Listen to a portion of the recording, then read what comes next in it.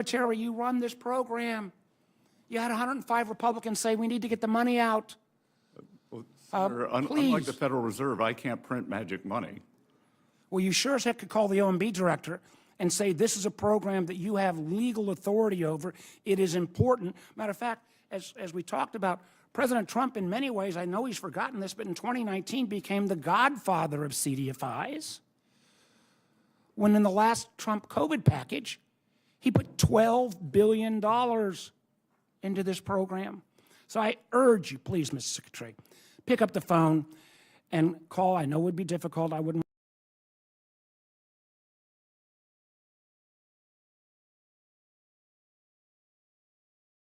So important. And I hope the 8 of my Republican colleagues will at least say, attaboy Warner on this one.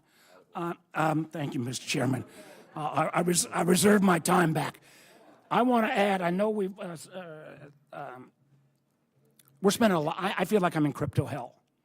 I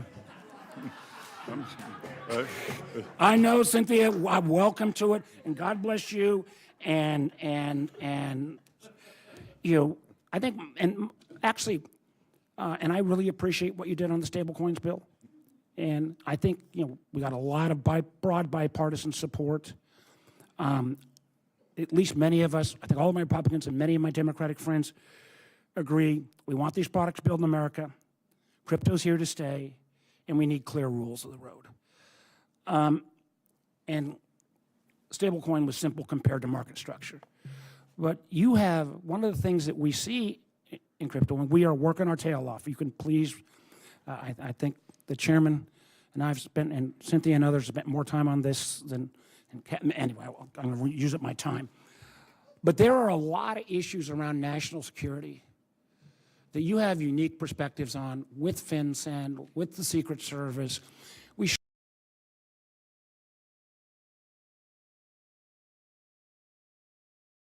You know, we've got to have some area to close down. Boy, we need, I think we're starting to get some of the technical assistance, but if you can just make clear that this is a real problem, and, you know, we'll deal with yields and rewards, we'll deal with a host of other issues, but these national security issues around DeFi are real, and we need to not create a set of rules that leaves huge exemptions and candidly takes away some of the prosecutorial powers that exist today. Senator, I look forward to working with you on that. We've had problems, and historically, there's problems when the technology gets ahead of the legislation. So if we can work with you on the legislation it's for both OFAC and FinCEN. We love your technical assistance, and I think, Mr. Chairman and Senator Lomas, that you will be invited to our next round robin on that, and that may be later today or tomorrow or Monday. So good. And if you could convince some of the, there seems to be a nihilist group in the industry who would prefer no regulation over this very good regulation. Amen, brother. So weigh in. I do. Weigh in. Early and often, Senator. Weigh in. One last comment. I know my time is up. No, last comment. Hey, Senator. agentic AI, we got to come back and talk about. Agentic AI, huge possibilities with AI, but we've got to be careful about that. Thank you, Mr. Chairman. Unbelievable. Okay. Senator Lummis. Thank you. I'm going to pursue this line of questioning. Thank you, Mr. Secretary, for being here. You've had a chance to travel the world since you took the oath of office. Is China trying to use digital assets and blockchain to build an alternative to American financial leadership? We don't know that for sure. There are lots of rumors of Chinese digital assets, that may be backed by something other than the RMB, perhaps gold-based. We haven't seen that. They have a very large sandbox in Hong Kong, and HKMA is actively traveling the world looking at different mechanisms. So I would not be surprised. Based on what you know now, what is your opinion about the importance of having clear rules of the road, market structure legislation in the United States? Look, I think that it's impossible to proceed without it. We have to get this Clarity Act across the finish line, and any market participants who don't want it should move to El Salvador. So as a industry, what is the benefit to having this industry embedded in the U.S. economy? Well, again, as I said, that there seem to be people who want to live in the U.S. but not have rules for this important industry, and we've got to bring safe, sound, and smart practices and the oversight of the U.S. government, but also allow for the freedom that is crypto. And I think it's a balance that is being worked out. It was worked out in the Genius Act, and I'm confident with leadership of people on both sides of the aisle that we can get clarity across the line this year. Can you see a day when conventional banks and digital asset banking are offering the same types of products, giving each an advantage to offering a broader array of financial products to the American consumer? I think that can happen over time, and we've actually been working with small and community banks to discuss how they can be part of the digital asset revolution also. Among the things that have challenged us in these last months is concern by community banks and big banks that the stablecoin bill, the Genius Act, and market structure could cause a bleeding of deposits from small banks. What's your reaction to that concern? Look, I've been a champion of these small banks, and deposit volatility is very undesirable because it is the stability of those deposits that allows them to lend into their communities, ag, small business, real estate, and we will continue to work to make sure that there is no deposit volatility associated with this. Well, as an ag borrower, I commend you on that because I have borrowed from community banks on our ag operation for decades, and we're dependent on our community banking relationships in rural America to help sustain us and grow our businesses. So I very much appreciate that. I want to switch to digital asset taxation for just a minute. So among the things that I'm exploring, and the Senate Finance Committee has a package of bills that looks really good to me on digital asset taxation. But one of them that's kind of vexing that I could use some guidance on is the issue of de minimis with regard to especially Bitcoin and other digital assets that might be used as a means of exchange. So the issue is, will it be a capital gain or will it be exempt from capital gains when it's used as a means of exchange to purchase things? And if it's going to be subject to a capital gain, how do you calculate what the capital gain is? If somebody has a blended portfolio of Bitcoin, some of which were purchased when it was $300, some of which were purchased today at $75,000, and some of which were purchased a year ago at over $100,000. How do you calculate the capital gain? Do you have some thoughts about that, or who I could consult with in your shop? It's a very complicated subject. We'd be very happy to have our Office of Tax Policy work with your team. I'll be over. Thank you, Mr. Secretary. We look forward to seeing you. Senator Smith. Thank you, Mr. Chair. Mr. Secretary, would you consider food and ag to be an important part of the U.S. economy? Extremely. Thank you. I agree with you on that. The U.S. food and ag sector is a massive economic force, contributing over $9.5 trillion, supporting over 24 million jobs. So, Mr. Chair, what I'd like to do is to submit a letter for the record. This is a letter sent on Tuesday to the ag committees in both the House and the Senate. It's signed by 27 former and current leaders in the ag sector from all across the country. It's a very bipartisan letter. Folks from corn, pork, milk, grains, renewable fuels, Farm Bureau, former USDA officials from both Democratic and Republican administrations. Without objection. Thank you. Secretary Besson, as you no doubt know, and as this letter points out, farm bankruptcies have doubled.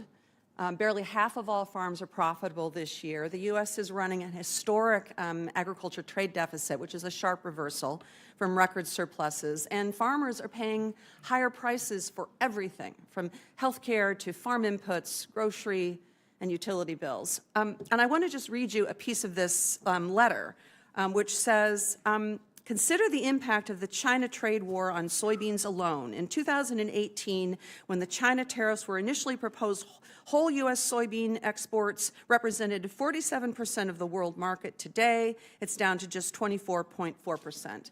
The letter goes on. So, Secretary Bessent, my question for you is, when can farmers expect this turbulence and this chaos to stop and input prices to begin to stabilize or at least come down for them?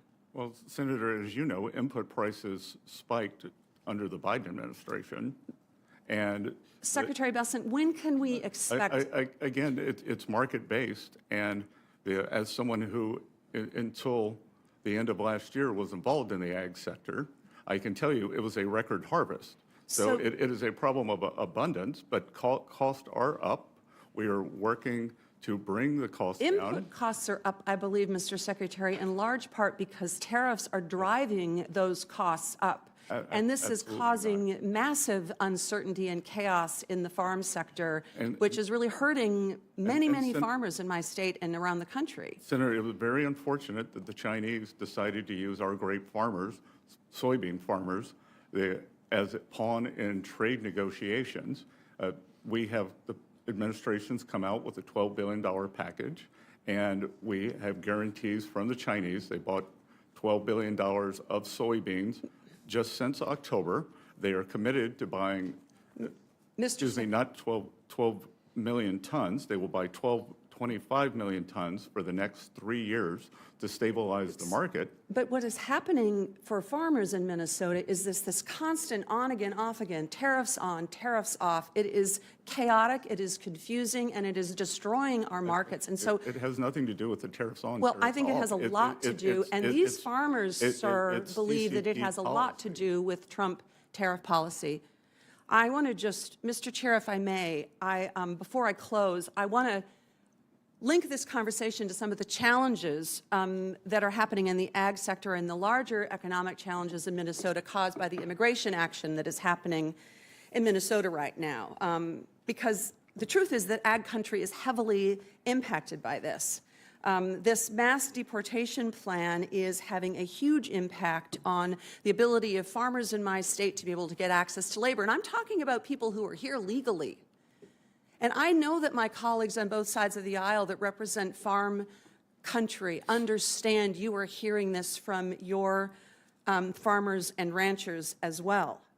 And it is having huge impacts on dairy and fruit and veggies.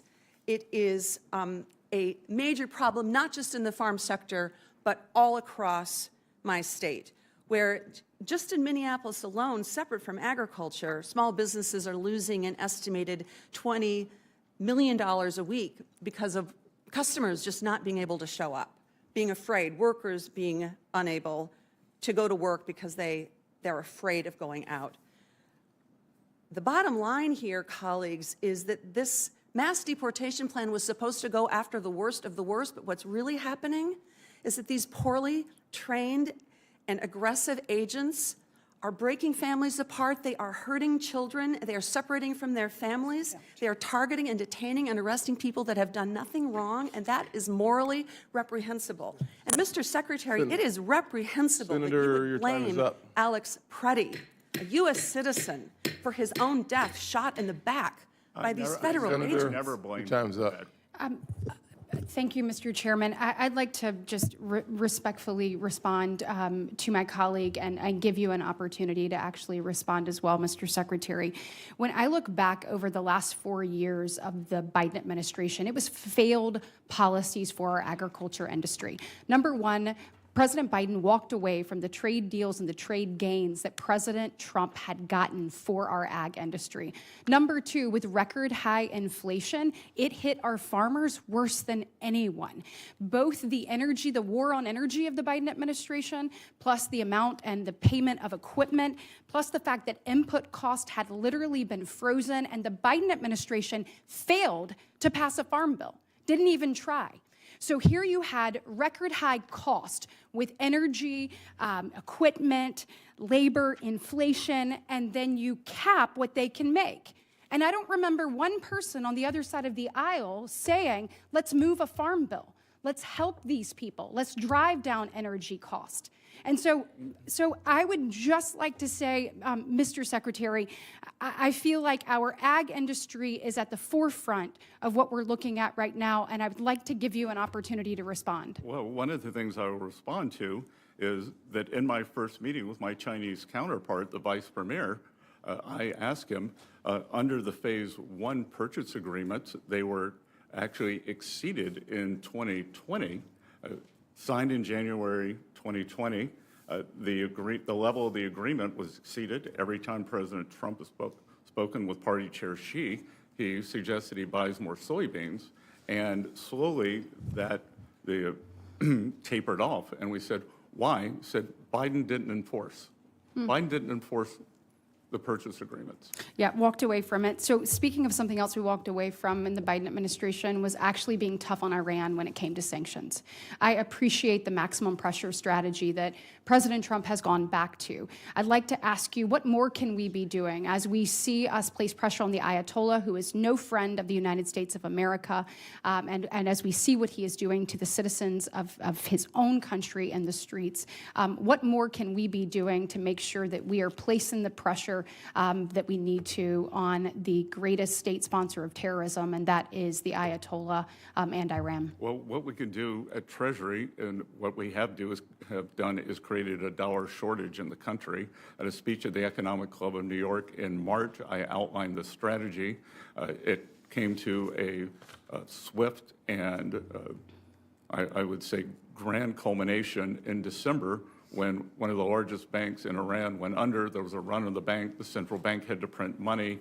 The Iranian currency went into free fall. Inflation exploded, and hence we have seen the Iranian people out on the street. We will continue monitoring all the partners, all the Iranian partners. The good news, Senator, is that we have seen, and we can see it with our FinCEN, we have seen the Iranian leadership wiring money out of the country like crazy. So the rats are leaving the ship, and that is a good sign that they know the end may be near. I want to switch quickly to regulatory tailoring. It is obviously my belief that proper tailoring actually ensures that supervision is grounded in economic reality rather than subject ideology. Can you speak a little bit to the work that you and IFSOC agencies are doing to more properly calibrate our regulatory framework, whether it's capital rules or stress testing or even adjusting to outdated thresholds? Again, we are looking at all the thresholds. One thing that happened, too big to fail became too small to succeed, as Senator Hagerty said, and we don't want to see more of our small banks go under. What we want to see before the great financial crisis and this excessive regulation on the system was we would see about 50 new banks formed every year, by definitionally small banks, and we need to get back to doing that. We need to get back to small banks. I was talking to a community banker, 17 employees, 3 compliance people. And last, I've got 30 seconds, but there have been claims made by the other side of the aisle, even tweets put out. I can provide that for you if you need that. But some pretty serious accusations, and saying, we have a tweet actually from the ranking member that says, and I want you to be able to correct the record if this is true, but essentially claims that the IRS has gutted enforcement and dismantled the DOJ or forced tax fraud investigators to actually stop doing their job. Does that have any legitimacy at all? Because I think that gives us all concern if that's the truth. Complete sophistry. We've identified $10 billion in tax crimes, up 15% from 2024, $4.5 billion tax fraud, up 110% from last year. Thank you. Thank you. Senator Warnock. Thank you, Chair Scott, and welcome, Secretary Bessent. President Trump promised that his administration would usher in a, quote, golden age of American manufacturing. In September 2024, at a rally in my home state of Georgia, Donald Trump said, quote, "We're going to have a manufacturing boom." Secretary Bessent, we're now more than 1 year into the Trump administration. Yes or no? Has there been a manufacturing boom in the United States? There are the beginnings of a manufacturing boom. We have intentions, factory groundbreakings, sir. So your answer to that is yes, there's been a manufacturing boom? That we are at the beginning of a manufacturing boom. Okay, you and I could agree to disagree, but more importantly, manufacturers are telling us something different. Manufacturers are struggling because of the president's policies, and that's what they keep telling us, and the facts keep telling us. In fact, just this past Monday, the Wall Street Journal published this article entitled, "U.S. Manufacturing is in Retreat, and Trump's tariffs aren't helping." I request consent to enter this article into the hearing record. Mr. Chairman? Without objection. Secretary Bessent, do you know how many manufacturing jobs the United States has lost since Liberation Day in April 2025, when the president first announced his tariffs? Yes, Senator, because you were out of the room, but it was already brought up. We do many things, sir. I don't need you to tell me where I was. 72,000, and I will point out that the Wall Street Journal 72,000. is not called the Main Street Journal, and they care more about Wall I'm Street than not, Main sir, Street. I'm not asking you to opine on the Wall Street Journal. I have 3 minutes. Just answer the questions that I'm actually asking you. So 72,000 manufacturing jobs, according to the Federal Reserve Bank of St. Louis. Thank you for answering the question. Manufacturers shed workers in each of the 8 months after President Trump unveiled his tariffs on what he called Liberation Day. I would submit that it's a strange liberation and a curious freedom that leaves you unemployed. Even worse, smaller businesses are struggling to keep up with the tariff chaos. Big manufacturers may have the resources to shift suppliers. And I need you to understand the spirit of my questions. I spend a lot of time talking to the people in Georgia who've given me the great honor of representing them in the United States Senate. And so this is about them, and especially our small businesses. They don't have the ear of the president. They don't have access to Mar-a-Lago. And so they're not able to insulate their company from the worst of the tariffs. Secretary Bessent, small businesses without the same resources or unfettered access to the president, what should those businesses do for the relief if they can't get into Mar-a-Lago? Again, sir, small business confidence is up, and we are seeing that the One Big Beautiful Bill gives the full expensing for equipment, factories, and ag structures. They are telling us that it's more expensive to make basic things. We are moving in the wrong direction. The facts don't lie. The president lies often, but the facts don't lie. In fact, if you're saying we're at the beginning, basically your answer to those small businesses is wait a little while. Is that the answer? That a year from? You ask about manufacturing. That's right. So I'm asking you. And I am saying. I'm asking you about this manufacturing boom. Will we see something different a year from now? We are going to see it. I was just in my home state, Senator Scott's state, South Carolina, that we are seeing a boom there. And I believe Georgia has very good pro-business policies. I'm sure you will see a boom there also. The factory build intentions are quite high. I'll tell you what I see. I see, as I talk to folks, that it's more expensive to build things in America. I see that we've lost 72,000 jobs a year into this administration. We've lost manufacturing jobs every month since he called for Liberation Day. And meanwhile, folks who are working in these small businesses trying to make their lives work, they're seeing higher costs. They're seeing their costs go up for groceries. They're seeing their costs go up for electricity. They're seeing their costs go up for health care. And I think the American people are still waiting for a solution. So far, we haven't seen one coming out of this Trump tariffs regime. The Baptist preacher is done, and I have no time left. Thank you very much, Mr. Secretary. Inflation.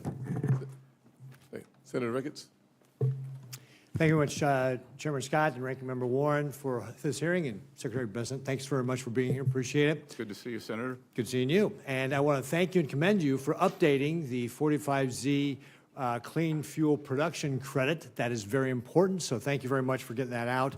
Your guidance incorporates what we put in the Working Families Tax Cut. Remember, that's how we rebranded the One Big Beautiful Bill, and supports Nebraska farmers and biofuel producers. So that's really, really important. It also ensures that feedstocks from faraway countries will not be allowed to get that credit, which means American taxpayer dollars will stay here in America. That was very important. So Secretary Bessent, appreciate that. Also, want to just comment on one of my colleagues from the other side of the aisle talking about the ag economy. I would note that under the Biden administration, we had 4 years in a row of agricultural trade deficits because the Biden administration was the first administration, going back to Jimmy Carter, not to sign a major trade deal. And that is one of the reasons why we have such a hard problem, or a hard time right now in the ag. And in fact, when talking about input prices, under the Biden administration, June of 2022, diesel hit $5.75. Now it's at $3.52. So again, we need to address the issues to help our farm economy out. But a lot of the seeds of this was started in the Biden administration. I also want to thank you for presenting FSOC's 2025 annual report. In that, one of the things that perhaps you already touched upon, and if I'm repeating myself, please forgive me, or repeating what's happening, forgive me, but the Biden administration, under the Biden administration, then Secretary Yellen, actually undid all the good work of the Trump administration in 2019's FSOC when they changed the activity-based designation guidance. Yellen replaced it with her own guidance that was turning a last resort safeguard into a tool that could be weaponized and stifle innovation and restrict access to capital that would grow our economy. A little over 2 years ago, I sent a letter to then Secretary Yellen about how the 2023 entity-based designation guidance was misguided, lacked evidentiary support, and increased the likelihood of market distortions. Secretary Bessent, do you agree with the characterizations of the 2023 guidance that could do all these things, cause market distortions? I believe in the activity-based guidance, and we are moving back to that, Senator. Great. And Senator, if I could just point out that FSOC under Secretary Yellen, 2 weeks before the three of the largest bank failures in U.S. history, many of them due to bond market portfolios, identified climate as the biggest risk to financial stability. They had not over-leveraged bond portfolios. Seems like misplaced priorities given a financial service sector. Secretary Yellen rolled out her new guidance, and then she stripped out the cost-benefit analysis of it. In your view, does cost-benefit analysis matter in evaluating to use FSOC's SIFI designation authority? Again, sir, without that, why would you do it? What is your view on the activity-based designation approach that was developed through the transparent and methodical process done in 2019? We are readopting it, and we believe it is fulsome, robust, and smart-minded. Great. Thank you very much, Secretary. Thanks to President Trump's leadership and your steady hand at the Department of Treasury, the United States economy is doing very well. I think the GDP growth in the last quarter, third quarter, was 4.4% annualized in 2025. Labor markets remain resilient. The unemployment rate is 1.2% below historical average. Inflation is down from the highs of the 40-year high Biden administration, decreasing some 70% from the peak in the Biden administration. American markets are strong. We saw the largest tax cut in history signed into law, allowing us to avoid a $4.2 trillion tax increase. We've got no tax on tips, no tax on overtime. 88% of seniors will not pay federal income tax. The average refund is supposed to be $1,000 higher this year. And the average Nebraska family will avoid a $2,400 tax increase. Yet, despite all this progress, we're seeing consumer confidence is not really rebounding the way that the economy seems to be. in your opinion, what more can we in the Senate be doing with regard to consumer confidence and making, obviously, we had 40-year high inflation under the Biden administration, but what more can we be doing in the Senate to be able to help out with confidence of consumers? Other than telling consumers to turn off MSNBC, because a large part of it is a survey problem where Democrats vote very low, Republicans are more realistic, and then we end up, what we're seeing. Senator Kim's time. I appreciate your comments, but Yeah, thank you. and by the way, for all members, they're going to close the vote at 12:05, so Okay. just let Thank know you, that. Chairman. Started 10 minutes ago. Thank you, Secretary, for coming on out here. Just the other week, you took part in talks with Russia. I guess I just wanted to ask you just your view of this. Do you agree that Russia's invasion of Ukraine was illegal and a violation of sovereignty and law? Senator, I've been saying that since my confirmation. That's right. Also, would you say that Vladimir Putin is a war criminal? I've also been saying that since my confirmation. Now, before you started, Treasury regularly targeted hundreds of actors and networks who sent critical goods to Russia's war machine with rounds of sanctions every 1 or 2 months. The previous administration added about 297 China-based entities and individuals to our sanctions list under the Russia sanctions program. I want to ask you, do you know how many you have added and designated as part of the Russia sanctions program since you came in as Treasury Secretary? I do not, but I do know that President Trump sanctioned Rosneft and Lukoil, which was the major sanctions achievement, and dwarfs everything else, and has brought the Russians to the table for the talks that I was at last Saturday. And you'll have bipartisan support for those sanctions, but I'll just say that there is also bipartisan support on doing everything we can to crack down on Russia's war machine, not just on the energy side. And so, as I said, the previous administration has added 297 China-based entities.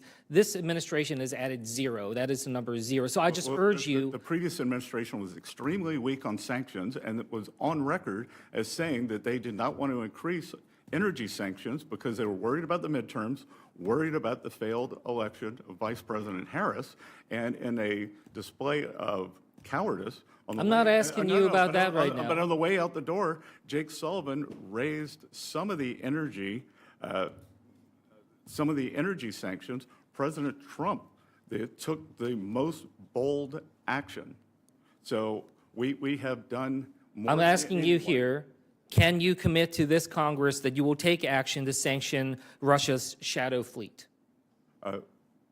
I will take it under consideration. We will see where the peace talks go. I see how this administration has taken this maximalist approach, adding pressure when it comes to Iran's shadow fleet, talking about,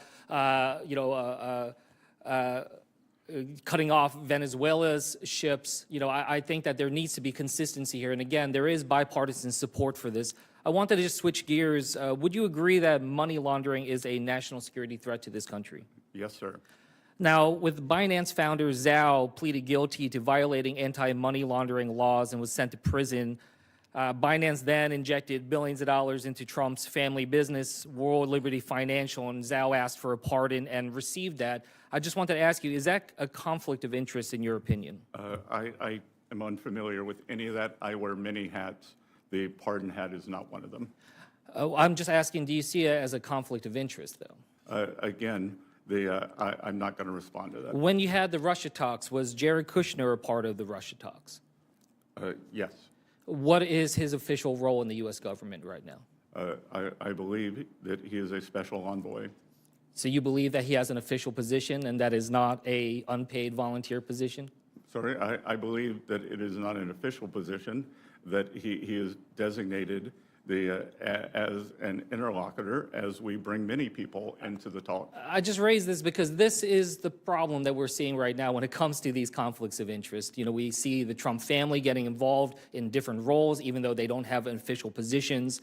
We see Pakistan now announcing that they're going to use Trump's family's companies' crypto for cross-border transactions and trade. Does that not concern you?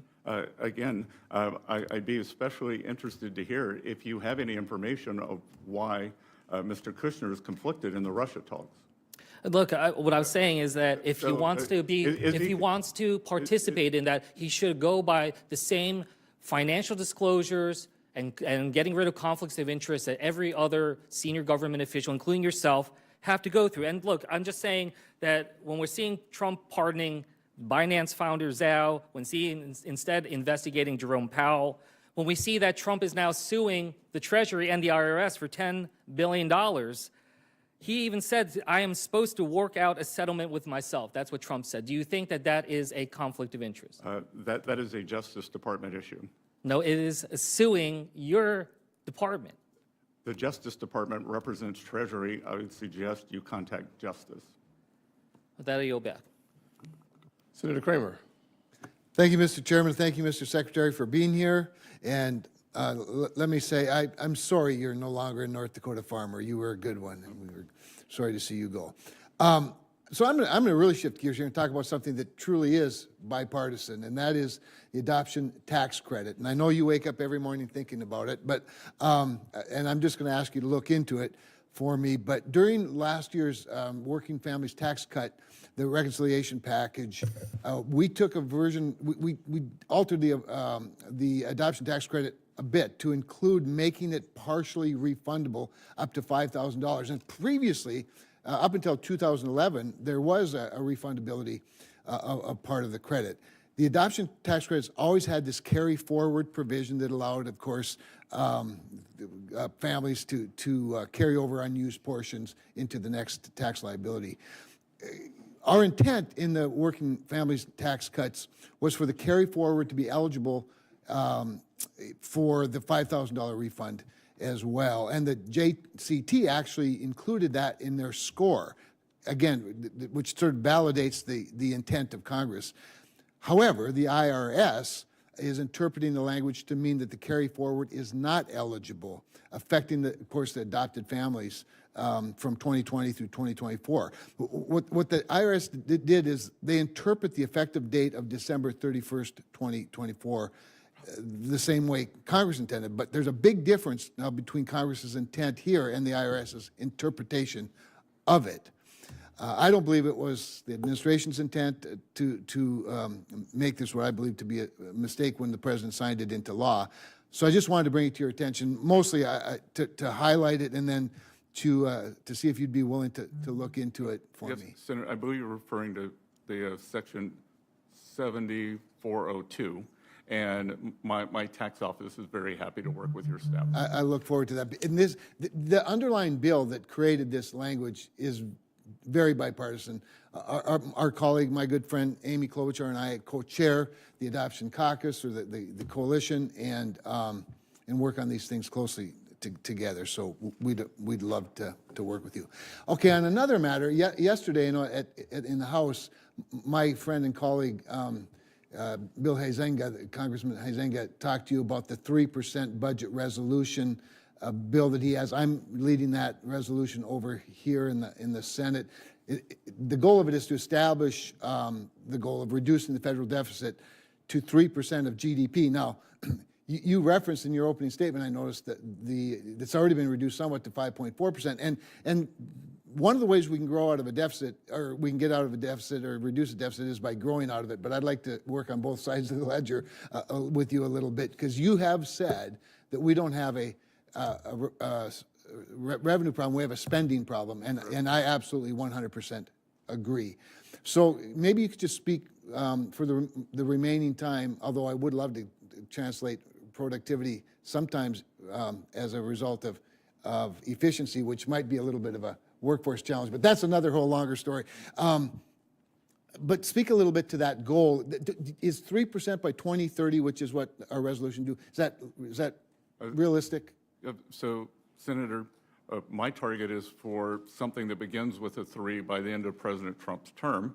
As I said, for calendar 2024, we're at 7%, the highest when we weren't at war, not in a recession. We're at 5.4, and what friends from the other side of the aisle the tale of woe and gloom, we have, on the past 3 quarters, we've averaged 4.1% GDP growth, and we had a fiscal contraction last year.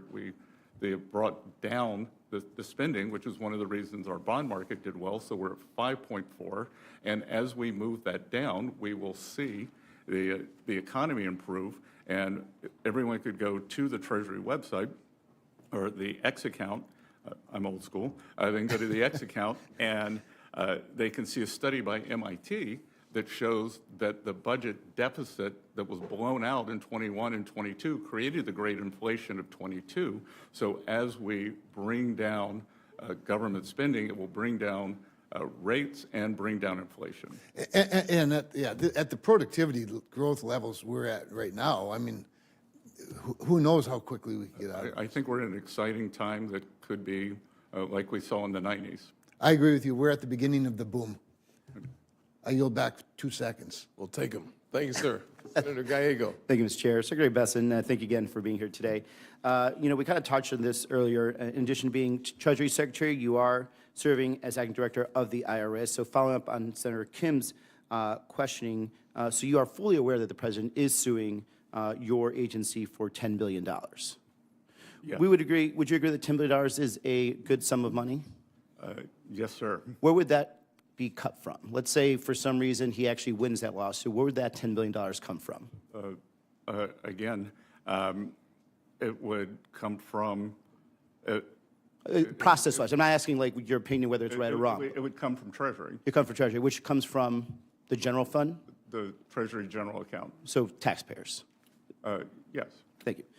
Part of the 440,000 taxpayers whose returns were leaked. If the president, they're not suing, but if the president prevails in this lawsuit, he's going to be able to pocket that money.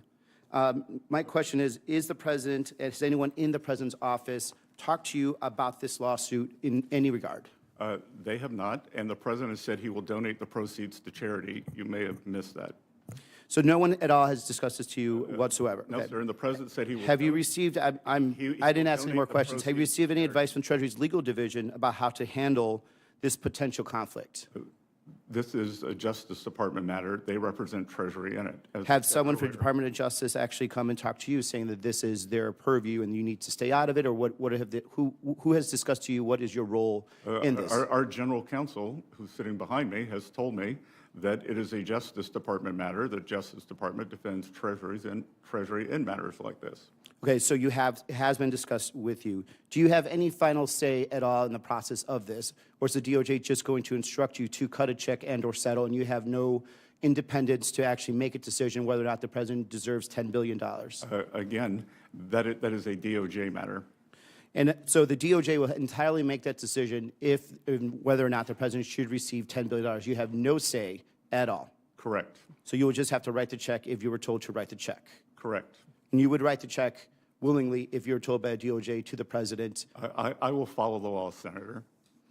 Okay. I mean, I think for many of us, this is very simple, and I think if this had been happening in any other countries, it would look an absolute, like a total shakedown of the American taxpayer. Are you also aware that President Trump has filed claims seeking $230 million from the Justice Department for investigations conducted during his previous candidacy? I'm unaware of the cumulative number. Okay. So if the president wins or settles these claims, that money will come also from the Treasury Judgment Fund, which you do control. Have you recused yourself from any decisions about paying the president on these claims? Again, I'll follow the law, and I'm not involved with any of this. It stems from justice. So even though the Treasury Judgment Fund is called the Treasury Judgment Fund, you have no control over the Treasury Judgment Fund. We act as paymaster. So you will sign it then? Sorry? You will sign the check then? If you're a paymaster, you'd be the person's signature is to the Treasury Judgment Fund? I would assume it would be a wire transfer. Yes, I'm assuming we're not that old school. Yep. But that being said, so you have no say in this whatsoever. You will only basically follow what the DOJ says, but you're the person that actually is the final person that pushes send, essentially, on the wire transfer. Yes.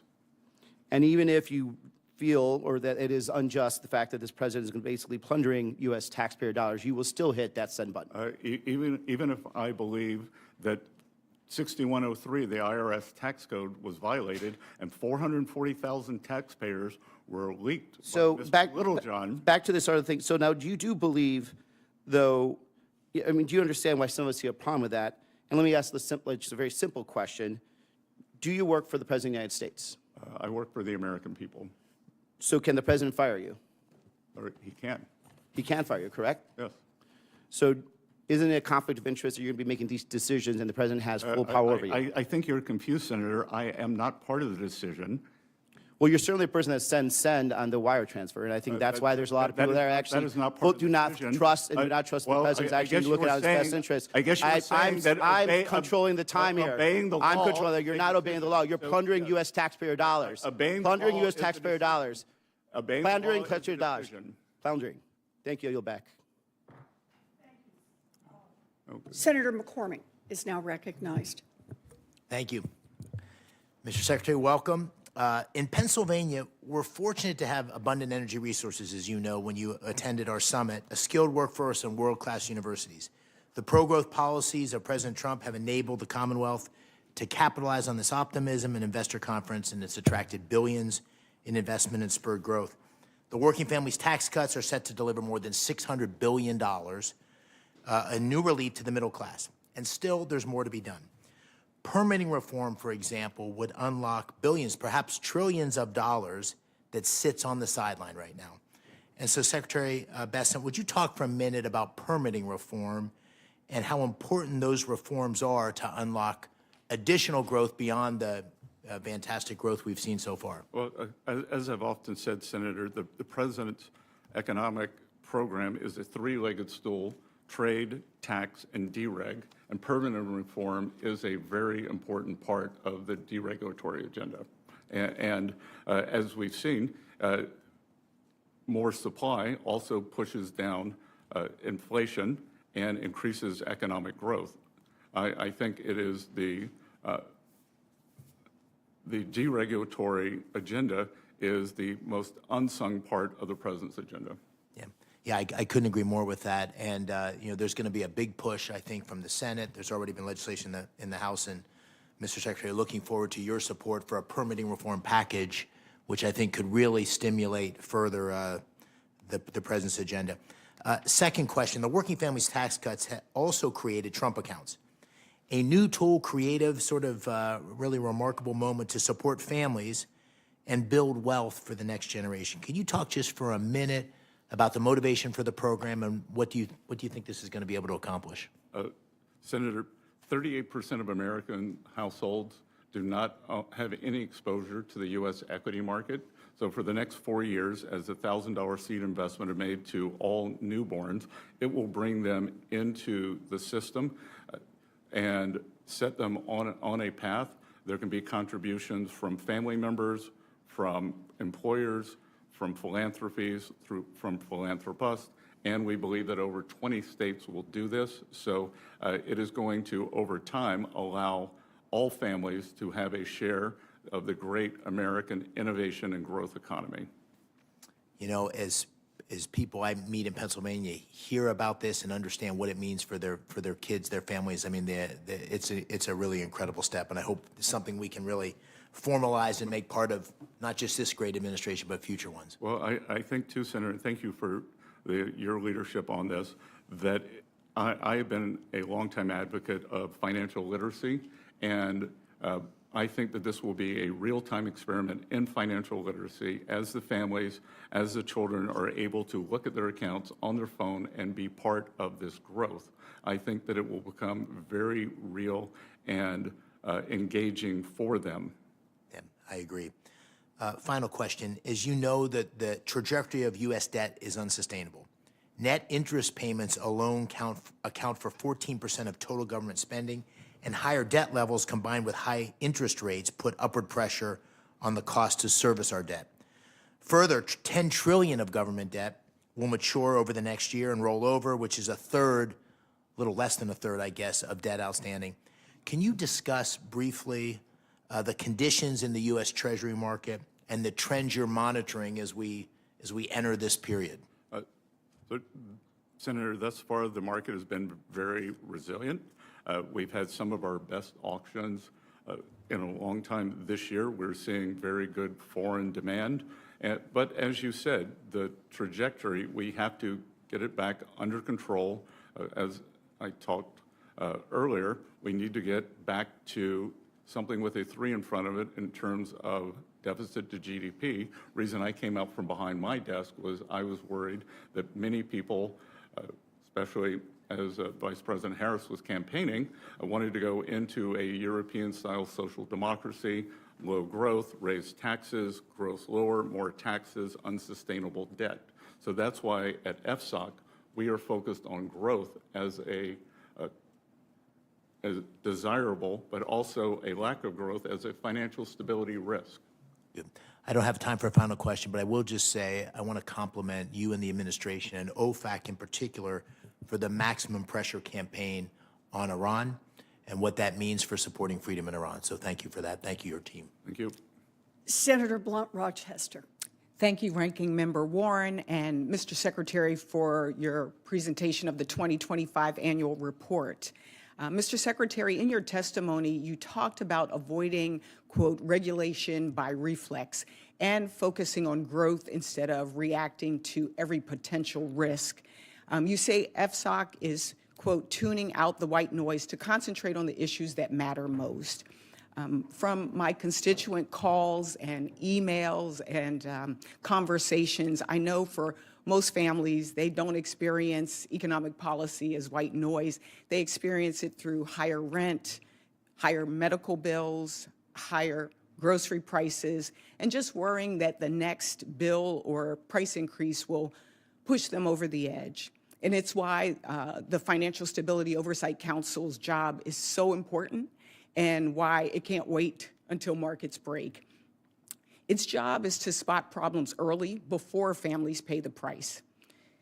Housing-related risks have been showing up for decades. On this committee, we've worked on the road to housing in a bipartisan way. And my first policy agenda, actually, as a senator, was focused on housing. So today, I want to understand what Treasury has actually done with these warnings. Secretary Bessent, in 2024, FSOC issued a report warning of weaknesses in non-bank mortgage servicers, companies that now handle most U.S. mortgages. Last year, on January 31st, 2025, GAO also warned that trouble at these firms could disrupt federally backed mortgage markets. So in light of these warnings by FSOC and GAO, what has Treasury done in response to address the risks in the housing market? Well, that was the Yellen Treasury, and they said that everything was a risk. The Senator, that's why we are more focused. But we are very focused on the mortgage market through Fannie and Freddie and through the non-agency actors.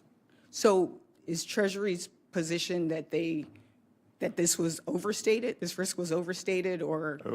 As I said in my statement, if everything is a risk, nothing is a risk. But I'm specifically asking on the issue of housing. Yes, I believe, and again, part of housing is being able to have tight spreads in the mortgage market, and we're at multi-year lows in the spreads versus treasuries, which tells me the mortgage market's very healthy, and we had the lowest mortgage rate in the past 3 years in January. Okay, so the mortgage, you're saying it's healthy. I know foreclosures are up 21%, mortgage delinquencies are 4-year high, I know all of that. But separately, your 2025 annual report notes that FSOC created a household resilience working group to identify early warning signs of household financial stress. It's my understanding that this working group was just created in December. Has it met yet? And what is it expected to produce? Again, it's exactly as it seems. It will be meeting monthly. It did not meet last month. And we want to look at the household balance sheets and understand, again, the question I got on consumer sentiment. Is it sentiment or is it reality? Where are the pressure points? Because we do want to help working Americans and spot problems early. So do you know what what are the outcomes? What is it expected to produce? Or could you share that? Well, as it hasn't started yet, Senator, I would look forward to sharing the work product with you as we move through the year. I would hope there is a plan, because I know usually if you set up a group, there's a mission for the working group, there's a plan, a set of expectations. So look forward to hearing from you on that. If you were to, you mentioned in your testimony parallel prosperity, and you mentioned Main Street and Wall Street. If you were to rate how Wall Street is doing on a scale of 1 to 10, 10 being it's doing well, and Main Street on a scale of 1 to 10, what would you rate them? Well, I'm not going to speculate, but I will tell you the Wall Street Journal, not the Main Street Journal, criticized me for being a populist on my advocacy of Main Street. And look, Main Street got killed during the Biden administration. Wall Street did not. And we So were, I only have 10 We were seconds. trying to level In my that up. 10 seconds, I just want to say two things. Number one, this is now your watch. So I know there's been a lot of bringing up the Biden administration. This is now your watch a year later. And number two, families are truly hurting in this very present moment. So I look forward to working with you and finding out about particularly housing, because it's one of the #1 issues in this country across the dais. Thank you, and I yield back. Senator Moreno. Thank you, Mr. Secretary. And also, thank you for being so accessible. You look at your predecessor, almost invisible. You go out and you're on TV, you're on the media to make certain that the American people and you're communicating with us on a regular basis. That's a refreshing change. I just have a question on your many TV appearances. I've noticed that you said that if the Democrats win, they'll do it again. Can you clarify what that means?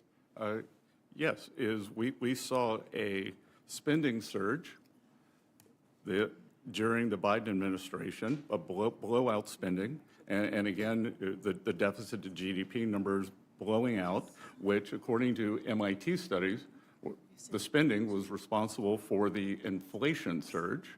And at the same time, we saw mass unfettered immigration, 10, 15, 20 million illegal aliens coming into the country and depressing wages, taking low-end housing.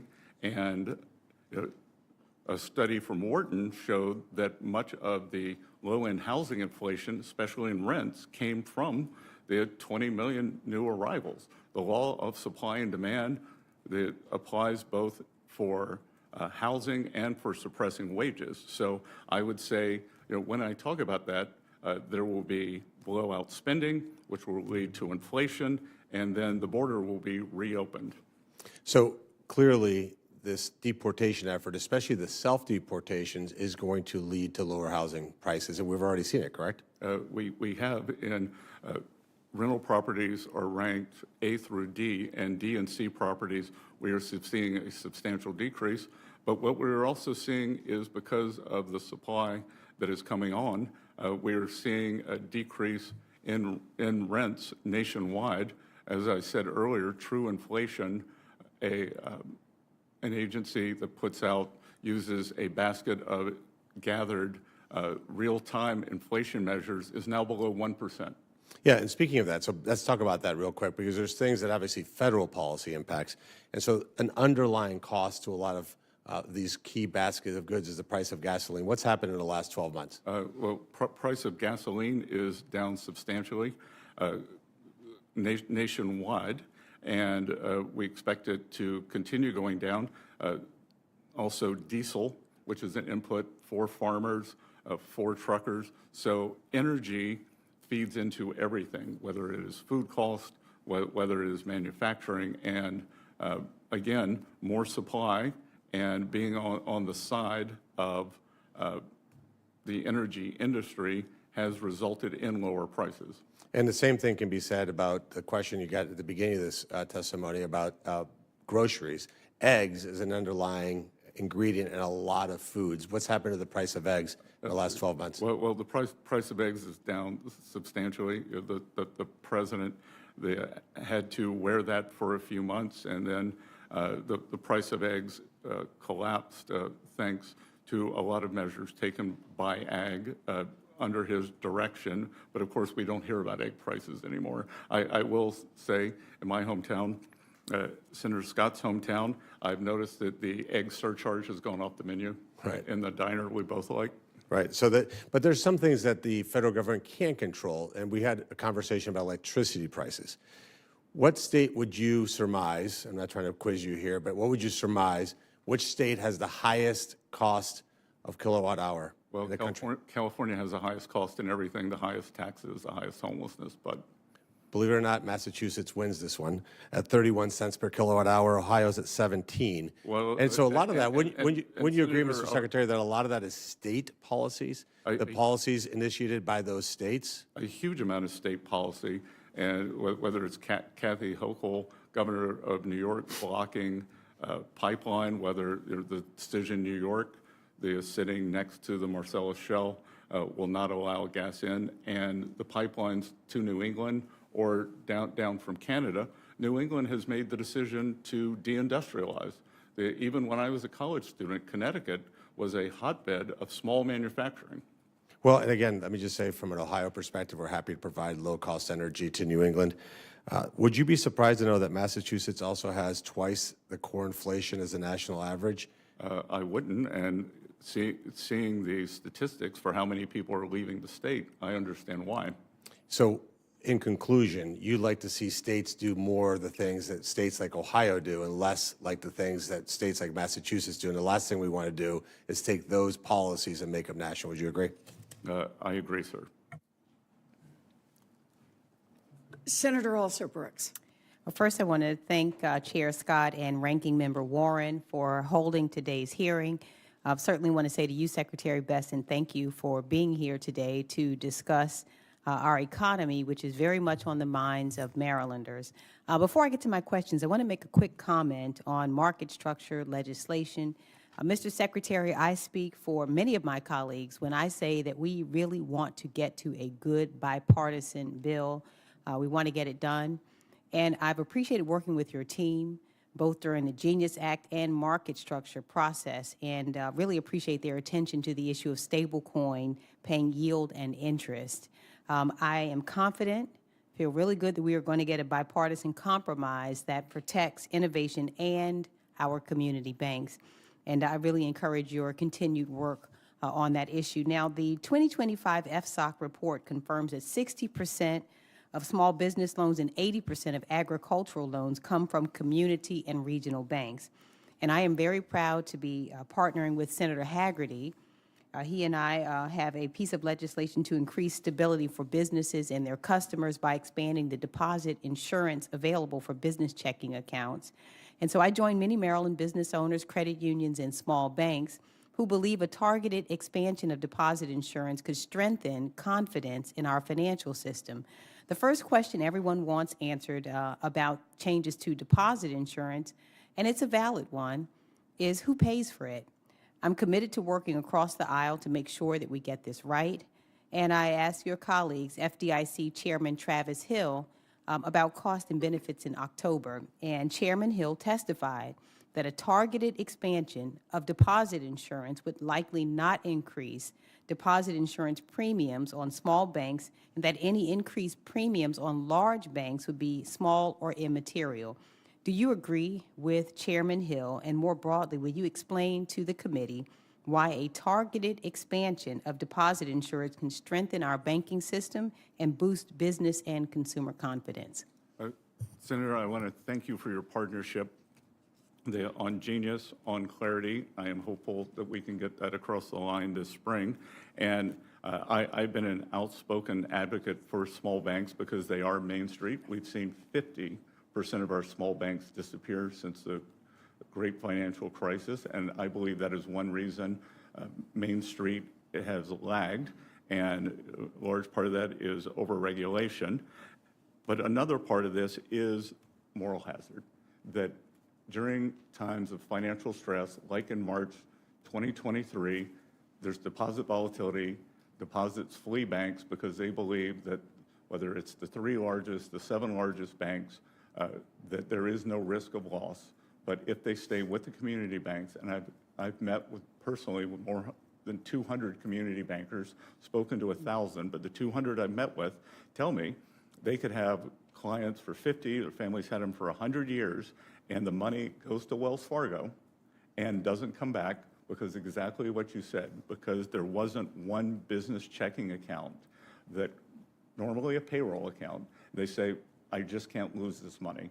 So we want, and once Wells Fargo gets it, they don't want to give it back, they offer. So, and as you get a decrease in deposits through the fractional banking system, then there is a reverse multiplier for lending. So the banks lower deposits, less lending available for Main Street. So I think that you and Senator Hagerty and I co-authored a piece in the Wall Street Journal. I think this is an extremely important piece of legislation. I would encourage your colleagues to pass it, and anything I can do to advocate for it, please let me know. Thank you. Now, one other question here. Mr. Secretary, I want to thank you for your public support for community development financial institutions. And that said, I also echo Senator Warner's concerns about the congressionally appropriated funds being released. Maryland CDFIs include banks and credit unions that provide crucial funding for businesses, housing, and access to capital in underserved communities. So I want to specifically mention two CDFIs serving in Maryland that regularly participate in the Banking Enterprise Award Program, which allows them to provide credit and financial services in some of the most distressed neighborhoods in Maryland. The White House Office of Management and Budget has withheld the notice of funding availability for the BEA program since March of 2025, and that's 11 months. And so if the notice is not published, CDFI banks cannot apply for funding. So in March, you said CDFIs are a key component in supporting Main Street America. Do you still stand by this statement? I am eagerly awaiting to have it released from OMB so that we can move it forward. As soon as it is released, we will follow our statutory duty and release to CDFIs. I'm also very happy to see CDFIs getting back to a core mission of prosperity and resilience for their community. Thank you so much, Mr. Secretary. Secretary Bessent, thank you for your leadership and your service to our country. You've talked many times about the ongoing burdens and effects of illegal immigration on our country as a result of the open border policies of the Biden administration. Last year, you said, quote, "If you're here illegally, there's no place for you in our financial system." And you also announced that the Treasury Department would propose regulations to cut off federal benefits and tax credits to illegal aliens. And I wondered if you could give us a status update on those rules. How can we protect hardworking Americans from illegals who exploit our U.S. financial and credit system, and what are we doing about it? Yes, sir. So we have moved forward on that. We have, through the regulators, had them double down on the KYC, know your client, and to make sure that everyone within the regulated banking system is legal.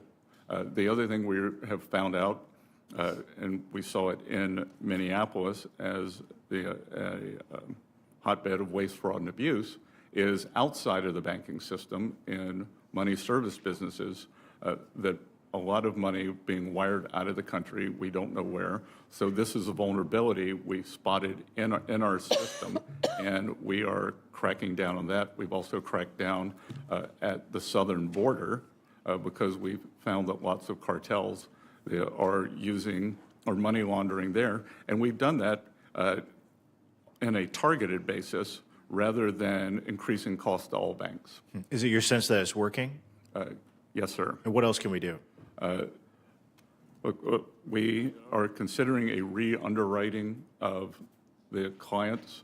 And again, many people are familiar with what is called a suspicious activity report, a SAR. We find that many of those come in after the horse has left the barn. So we are encouraging banks to be more proactive, know your client, and re-underwrite.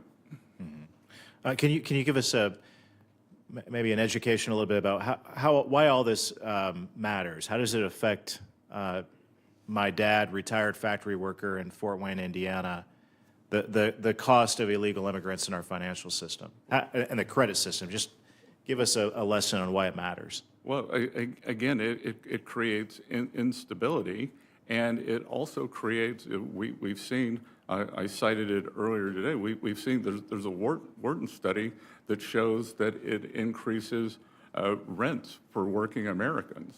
It takes jobs.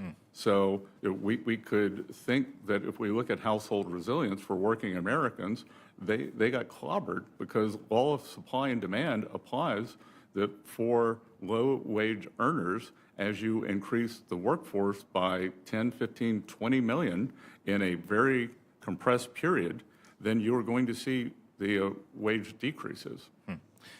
Secretary, I wish that my parents would have had access to Trump accounts when I was born and set something like that up for me and my brothers. I mean, what a game changer that can be to help babies today, young kids today achieve the American dream who grow up on the other side of the tracks and have something, have an option like a Trump account. I praise you and President Trump and this administration for what you've done to work with Congress to create Trump accounts. One gentleman, Brad Gerstner, who is a native Hoosier, like me, he grew up a very humble background and made it big, and now he's given back and funding Trump accounts for Hoosier kids who are born today.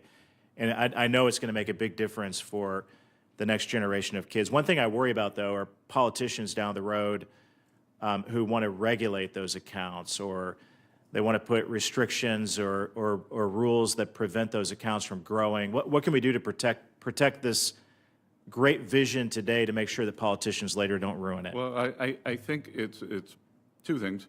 Mission creep, that we are committed to the lowest cost index funds, that it does not become something for social engineering, that it is return-based, low-cost, broadly diversified, so that everyone owns a share of the U.S. economy.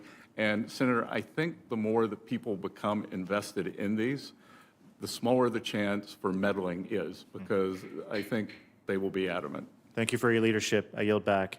Thank you. So for senators who wish to submit questions for the hearing record, those questions are due 1 week from today, Thursday, February 12th. Secretary Bessent, you have 45 days from that day to submit your responses to questions for the record. Thank you. Committee's adjourned. Good. Thank you, Senator.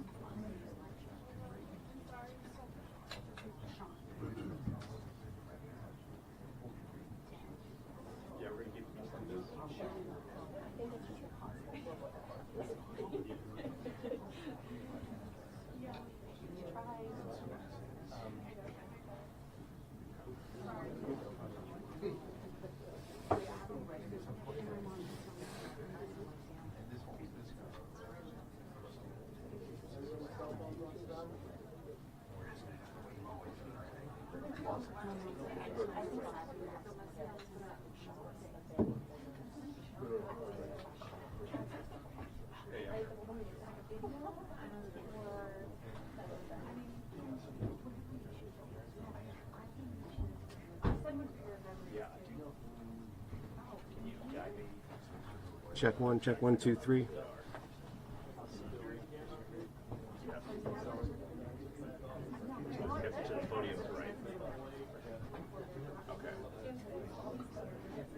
You see me?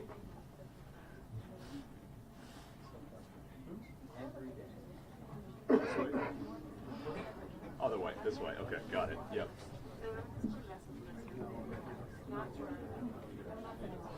Wait, hold on. Which one is it?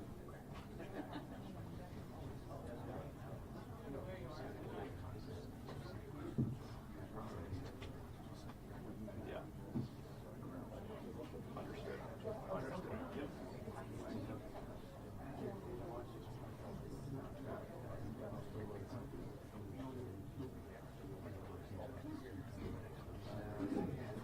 Anybody got gap tubes in the back? Anybody got gap tubes in the back? Anybody got gap tubes? No one?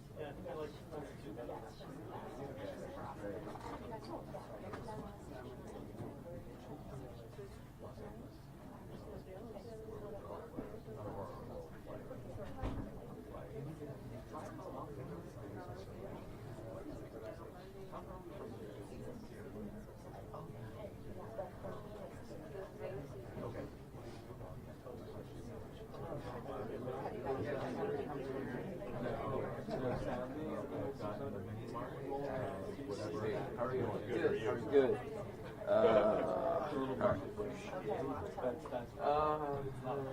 don't want to say it. You'll hold me to it. And then you put me on the record. I mean, if it's off the record. Totally off. Okay. Everything's off the record?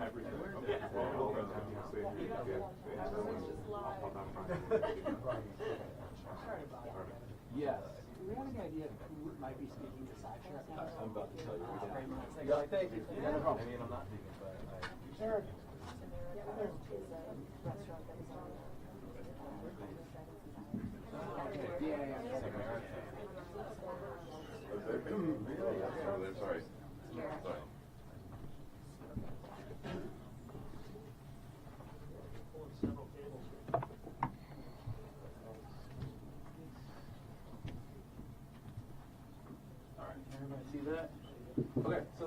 two folks talking today. And it's Yankee for the guy. Hey guys, giving you a 5-minute warning right now, okay? 5-minute warning. And also just so you know, I'm getting feedback, contact. Test, check. I'm at a 1.2.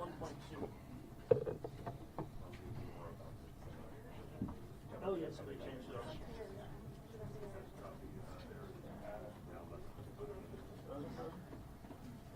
I've got seven cells.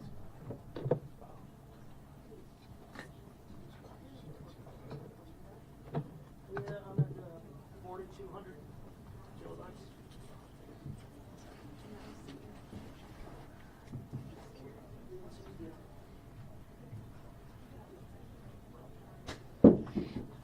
Sorry, guys. All right, guys, just a little bit of housekeeping for you. It's not going to go like I did last time, okay? We're going to call each person who checked in the order that you guys checked in. You're going to get one question, one follow-up question. That is it. If things start getting out of hand, we're going to wrap it up, okay? The sheriff is not doing any one-on-one interviews today other than what he has already scheduled, okay? If you need something in Spanish, I will do it directly after this. I'll be over here by this flag. Let me know. And other than that, does anyone have any questions specifically to the press conference? Go ahead. We can ask questions to also Keith as well. Yes, Okay. just direct your question to who you want it to, okay? Anyone else? All right, I appreciate your guys' patience. Sorry if I haven't responded to your emails. My name's Angelica. I'm sure I've been communicating with a lot of you guys, okay? Thank you. Thank you.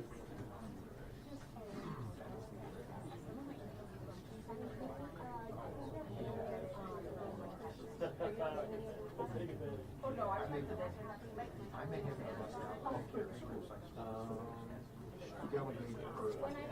Okay, I'm not here. All right. Yeah.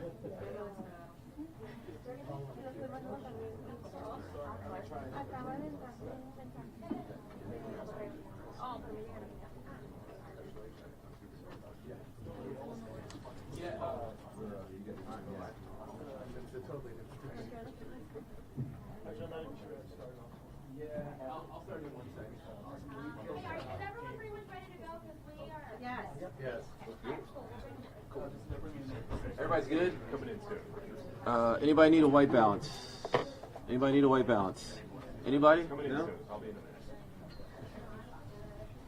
minute. Just in case. Anybody need a white balance? White balance real quick. Who said aye? All right. Good. Anybody else? Good? All right, cool.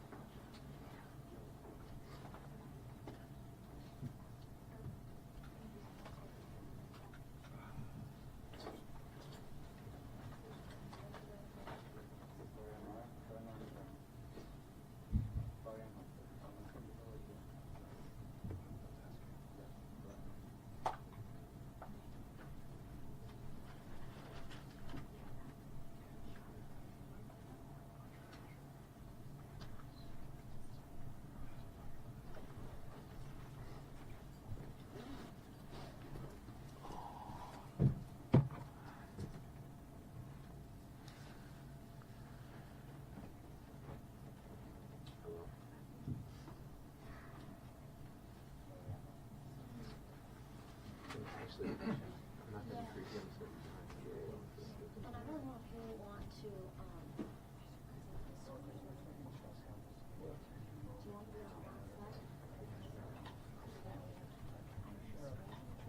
One more thing. We're gonna have a couple of things on the screen. Don't freak out about getting shots of that. We'll send that to you guys, okay? So you guys can have them looking nice, okay?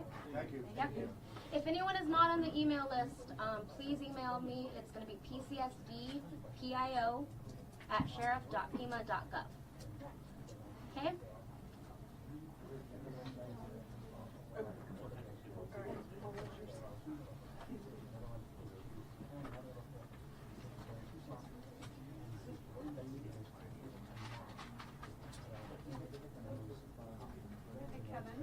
Yeah. Be aware that we're going to try to shoot the things that are on the screen from the I will duck. Thank you, sir. Yeah, you. Why don't you turn that side over? Okay. Yeah, I'm not really into being on camera. Good thing I'm not past the call. Is that better? Will that be better if you guys can see that? And I'll stay back.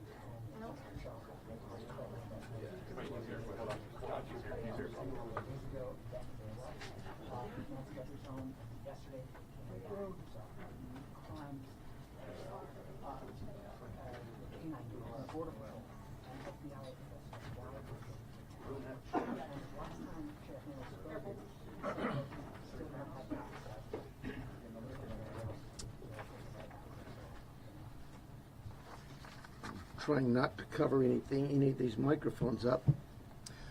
Good morning.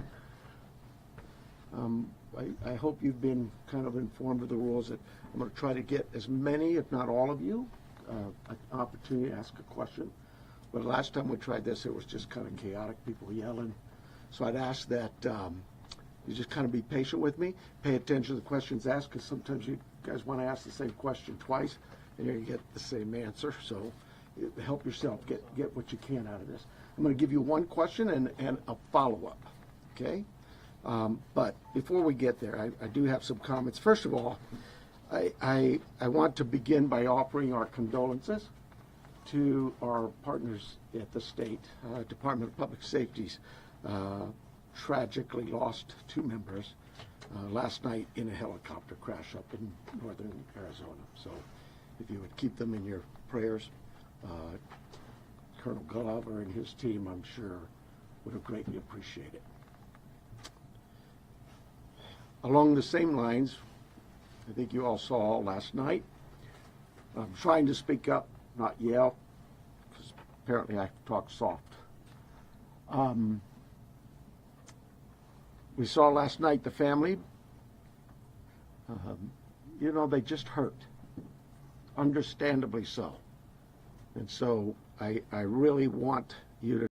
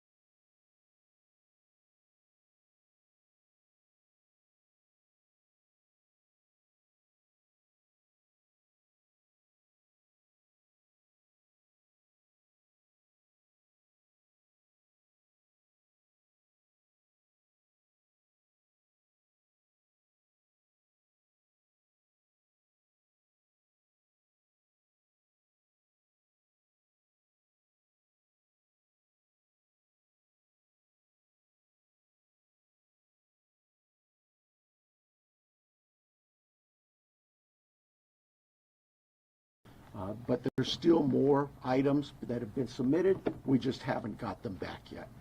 But in the meantime, we're not just sitting on our haunches waiting. We do have a number of leads coming in, and that's why we brought in the FBI for one, but PCRIT as well, to be able to get out there and handle these leads as they come in as quickly and as expeditiously as we can. And every single lead is looked at, every one of them. And so we're gearing up. You probably have some questions about what you've seen in the last couple of days. I'll gladly answer those at that time. But it really is about getting our partners out there. To be fair, when we went to that scene the first night, Saturday night, it was just us. Since then, the FBI and others have asked, can we go and see it as well? And that's what you've been seeing. But it is a very important case to not just me and my team, but this entire community, all of our law enforcement partners. Suspects. I know there's been a lot out there about suspects, and I want to be very clear. At this time, we have not identified a suspect or a person of interest in this case. We are working our best to do that. But to be clear, we have nobody of interest or any suspects that you would consider a prime suspect. We're just not there. We're not there yet. The timeline, I think we've got it on the board, do we not? This is a timeline that we have been able to develop with some of the things that we've had processed. Various pieces of electronics that we've gathered. And you look at some of this, and I know you're going to say,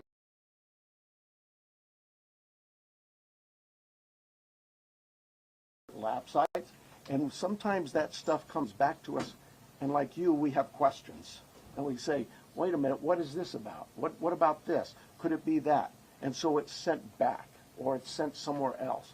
So, and that's happening with all of the things we see, that process, that review, and that questioning of, all right, what is it we're looking at? So I'll go over it with you. You can see it on the board there, but at about 5:32 p.m., these are approximate times. 5:32 p.m., Nancy travels to her local family's home for dinner and playing games with the family, just visiting.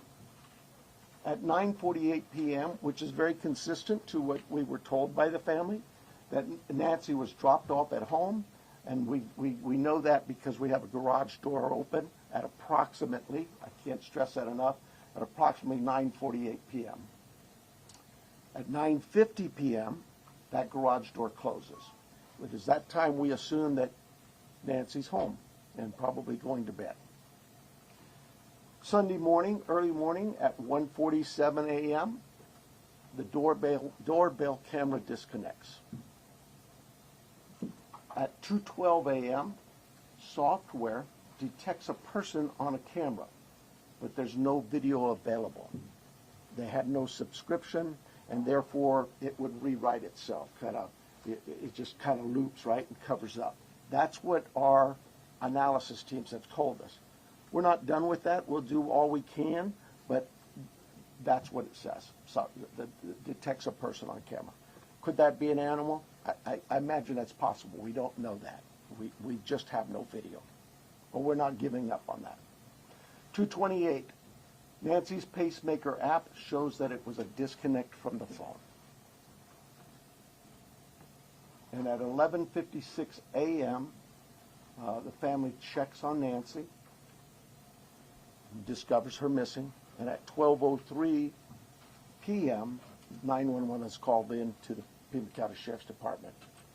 I believe it's about approximately 10 minutes later, 12 minutes later, our patrol teams arrive, they see the scene, and we start our response with our search and rescue teams and our detectives from homicide and various units. In fact, every unit here, I think somebody questioned, how come there's an ICAC member out here, or this member? Everybody in our criminal investigations team is a part of this team and part of this investigative effort. I think with that, let me make sure.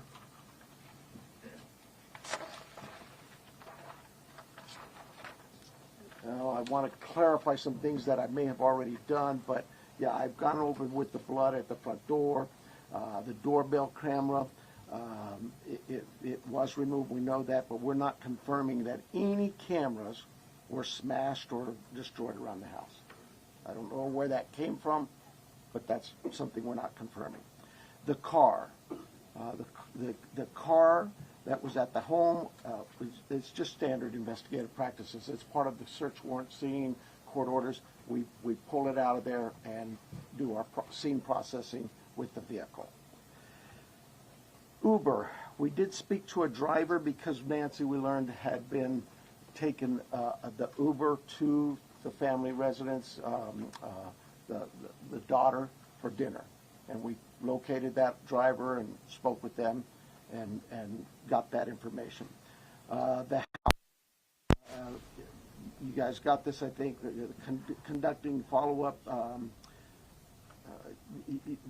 I think you said somebody had mentioned that they saw a team out there again last night or yesterday, and that's just, again, what I was talking about before. Our partners wanted a chance to see it and examine things themselves, and more importantly, it's just we're constantly following up on things and go, hey, what about this? So we want to go back and check on some things.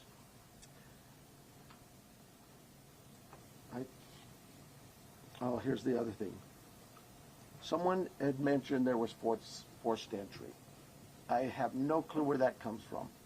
We have been very consistent. We are not discussing that at all, whether it's forced entry or not forced entry. That is something we're just not discussing, so I don't know where anybody got that information.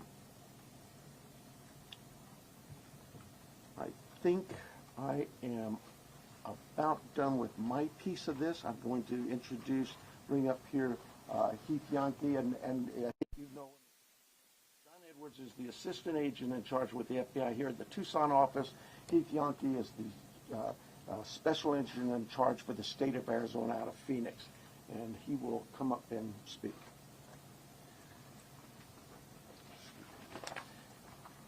Thank you, Sheriff. Hello, I'm Heath Yankee, the special agent in charge of the FBI's Phoenix Division. First, I want to let the Guthrie family know that our hearts are heavy for them. After seeing your message last night, it is clear that you and your family are in pain. Please know that we are doing everything to bring your mother home.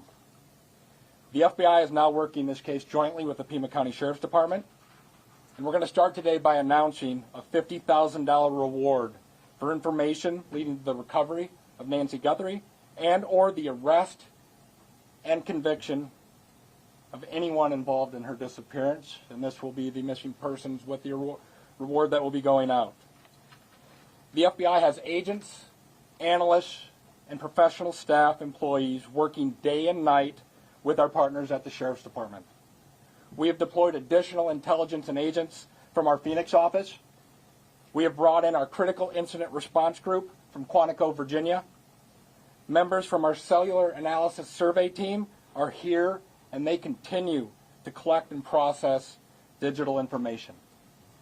We are actively reviewing and analyzing information from all digital sources, which includes banks, social media companies, phone companies, and any other organizations where a digital footprint could have been captured.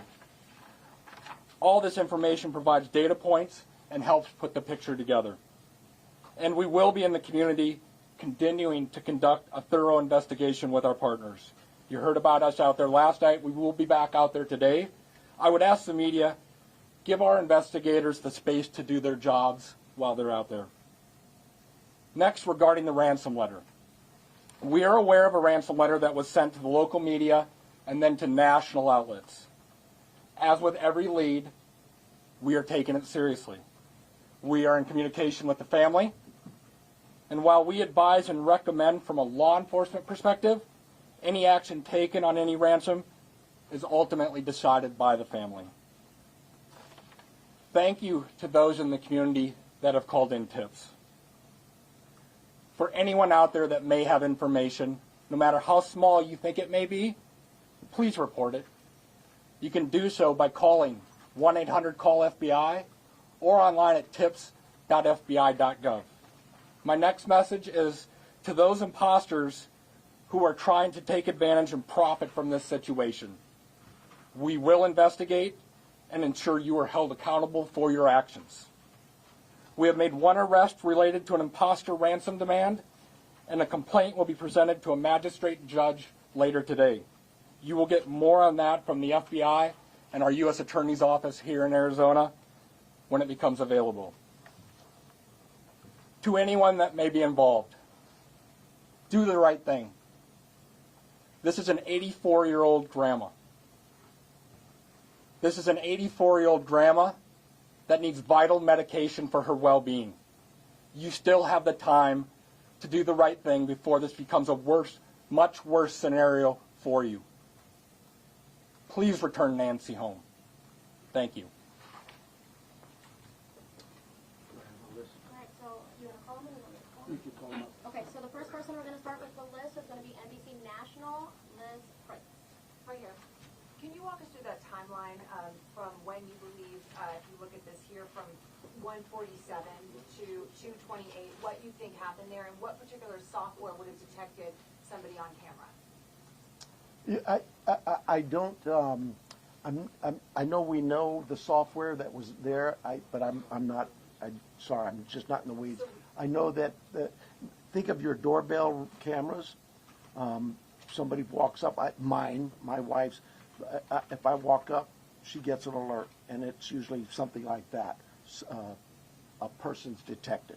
So to understand the follow one, does that mean that it was about a 45-minute span that this suspect or suspects would have been on the property? And then also, does this essentially mean that you cooperated with the tech companies and you can officially say that no surveillance video is available from the home?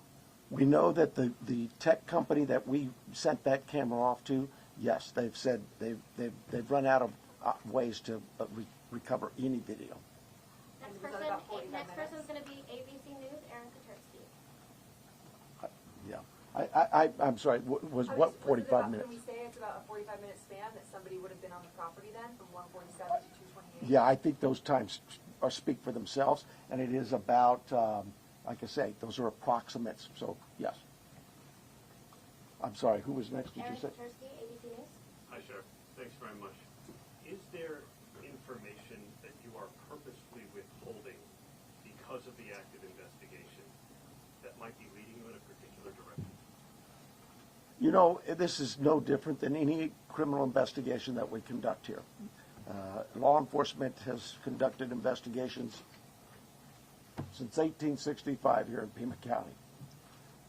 We're always mindful of what it is that's in front of us and what we should release and can release. There's legal guidelines that guide us, but there's also strategy too.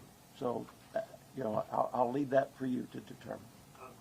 Now that you are having such an injection of manpower from the Pima Critical Incident Team and the FBI, would you slow to bring that in at the outset? Should all of these resources been brought to bear sooner? I guess that, you know, it's Monday morning quarterbacking. I do it all the time, so you have the opportunity to do it for me. I'll take that hit.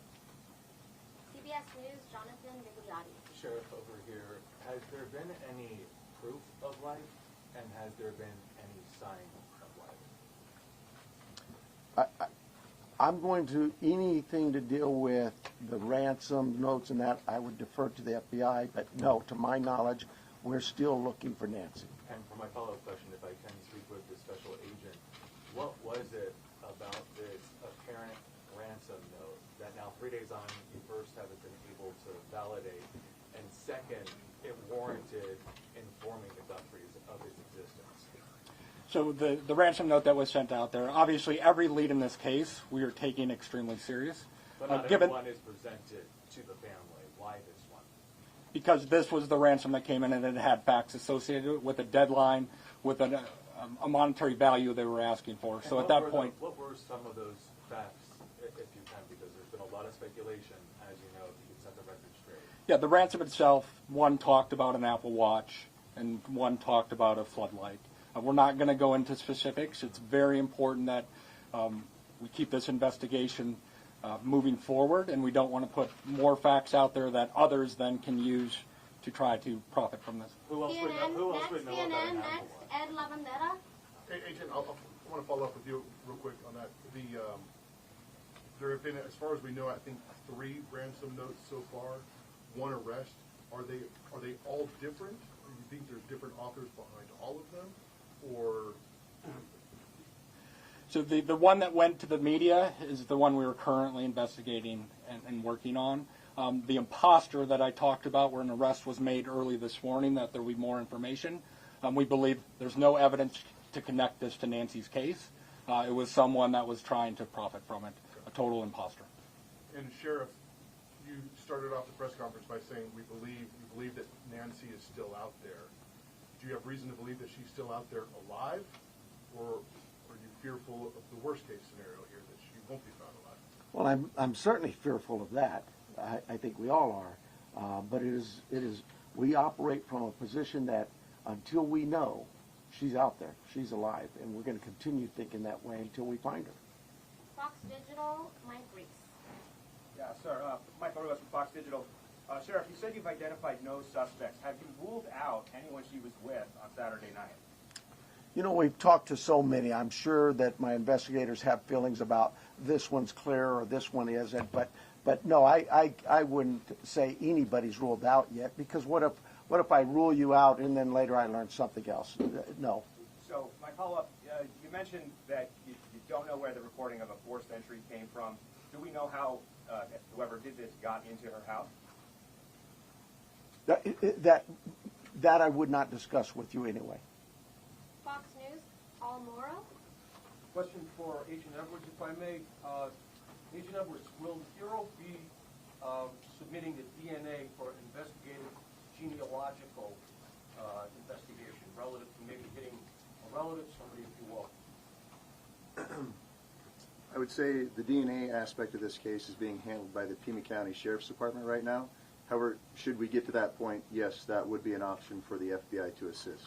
And a quick follow-up, does the ransom note that you're working establish any communication protocols in it?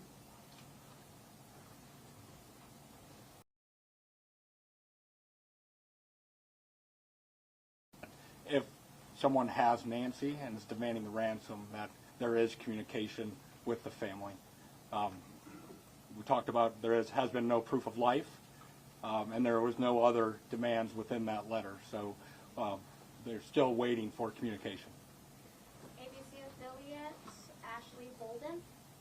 Right here, Ashley Holden. When you say the doorbell camera was disconnected, do you believe that camera was taken? We do not have it in our possession. We've not located it. And then a follow-up. I know that we've been hearing a lot about ransom notes. We were also hearing in that video that was put out by the Guthrie siblings, and I don't know if this is a question for the FBI or yourself, but the challenges of seeing an image and knowing that it's real. Could one of you address that? Has the family received correspondence, any images, videos? So we're not going to go into facts regarding this part of the investigation. I think part of that message was with AI these days, you can make videos that appear to be very real. So we can't just take a video and trust that that is a proof of life these days because of the advancements in AI and trying to actually get a proof of life that we can verify. But we're not going to go into anything the family may or may not have received. KOLD, Catherine Patterson. So in regards to a timeline on that ransom note, is that being an impact in your investigation? Are we nearing that timeline? I'm sorry, one more time. So in regards to the timeline in the ransom note, are we nearing that timeline? And is that playing a part in the investigation? We're not going to go again into specifics of that part of the investigation with the ransom note, other than what we've put out there. We've been transparent. We're talking about we are working that ransom demand, but we don't want to go anything further than that could impact any opportunities. So thank you. Is there any additional physical evidence at the crime scene other than the technology that you guys are using for this timeline? Is there anything else that's helping you guys other than really the technology? Well, I think I said on day one is that it's technology that's going to really help us solve this case. But no, I mean, you know, we did do a process of that scene for biological evidence, so we're still hopeful that maybe something will show up there as well. Arizona Republic, Richard Rella. Agent Yankee? Yes.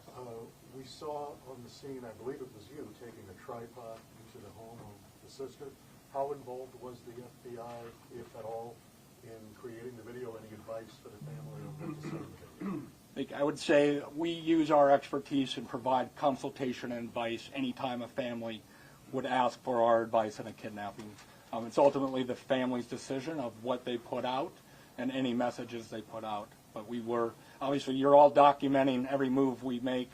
We were there last night in talking with the family. But every decision is theirs. Right, that was a tripod and a ring light. And Sheriff Niles, you said the blood was found on the porch and on the front stoop. Just wanted to verify that. I say porch, front stoop. It's all in that same general area by the front door. Front of the house. Front door, yes. What, given her medical condition and the fact that it was her blood, as you say, what would her medical condition do with her recovery if she indeed bled out or was bleeding when she left the house? Well, again, I've got to be careful for HIPAA, but I would say this. We know she is in need of medication, daily medication. And we also know that this is day 4 or 5, and still we don't know that she's getting her medication.